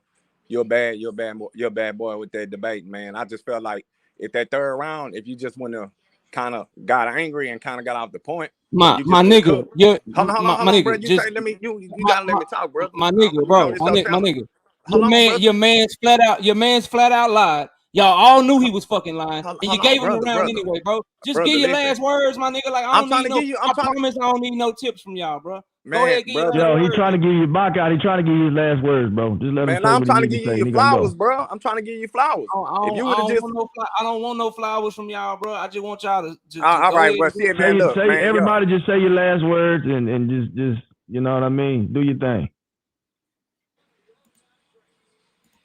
All right. Hype Low, last words. Yo, thanks for having me on. Good debate. I gave you the last round because I thought you deserved it. You did walk him into a trap with that Gamboa thing, because as soon as you said no multiple weight class division champions, I thought, okay, well, wait a minute. And I started thinking, and I said, oh, but Gamboa, did he really win another title in another weight class? Because it was an interim title, I believe, or silver, one of those. So I thought that was good, but it was close. All the last two rounds, I thought the whole debate was close, and you both did a really good job. I enjoyed listening to it. Salute to everybody. I have no take it easy, bro. Rollo Jenkins, what you got for us, bro? Yeah, damn good debate. Shit, man. Fun. It was fun, man. It was a good ass debate. You know what I'm saying? Like I said, Knockout, you got a great debate style. You know what I'm saying? I see you over there taking notes. That shit is fire, bro. You know what I'm saying? I would say keep doing what you're doing. You know what I'm saying? I like your channel, man. I fucks with you, bro. You know what I'm saying? Zone, you my mans. You already know, dog. You know what I'm saying? holler at your boy Rollo Jenkins and the Boxing Roundtable. You know what I'm saying? We do our thing, man. We'll be back doing this again, man. I hope it ain't no bad blood and no hard feelings and shit, dog. We fuck with you, man. We fuck with you, bro. Already, bro. Take All right. it easy. Yeah, man, let me just go ahead and get my last few words, man. First and foremost, man, salute to you guys for coming out and debating. You know, it's a lot of guys that's on YouTube that like to talk that big shit, but they don't want to sit down and do a debate style format and really put their points on the line. So to salute to both you guys for doing that. Knockout, you know, I've been on your channel a few times. I'd even been on the panel with you a few times. I know you do this, man. This is a regular thing over here on your channel. So salute to you, brother, for sure. Already, You bro. never duck. Oh yeah, bro. You never duck and smoke. Anybody that want to debate, you know what I'm saying? You with the shit. So, you know, that's good to have a format like that on YouTube. Coach K Zone 6, man. You know, I've been down with you for, you know, almost a decade now on this YouTube shit. I know how you do it. I know how you coming. You like to debate. Look, both of you guys came with the shit, man. So I just want to give a shout out to y'all. I want to give a shout out to the channel. Dig what I'm saying? And y'all boys keep on grinding. Hopefully, we can all come together again and have another debate, maybe somebody different. And we can keep this shit going, man, because this is good for YouTube. It's good for boxing. It's good for educational purposes, man. You know, because like I said, bro, it's a lot of people that get on YouTube and they don't want to do this shit, you know. So it takes some nuts to get on here, man, and go head up with somebody. So, man, you know, Knockout, man, I'll be in and out the chat with you, bro. I'll be popping up on your channel, man. As always, love, man. You always show me a lot of respect when I come through. You dropped in on us I think this weekend you dropped in on us on Coach K channel to show us some love. You talked to us about the Tank Davis and Shakur Stevenson thing, man. So it's all good, man. Everybody within this community, man, as long as it's respect, man, it can be all good all the time, man. So salute to you guys, man. I appreciate you having me on. Let me be the moderator, bro. All right, take it easy. All right, who else we got? Ryan, you spoke yet?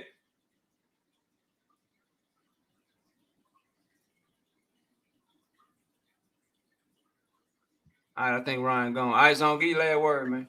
Hey man, good debate, man. I'm gonna be honest with you. You pretty tough. You was pretty good, man. I ain't gonna lie to you. I'm fucking with you.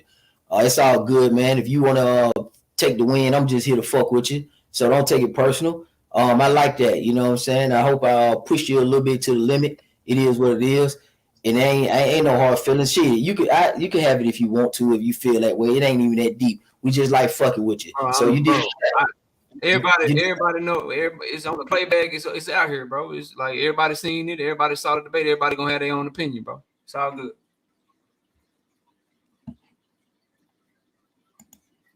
All right, man. Let me catch you super chat. We'll get y'all on, bro. Shout out to see here.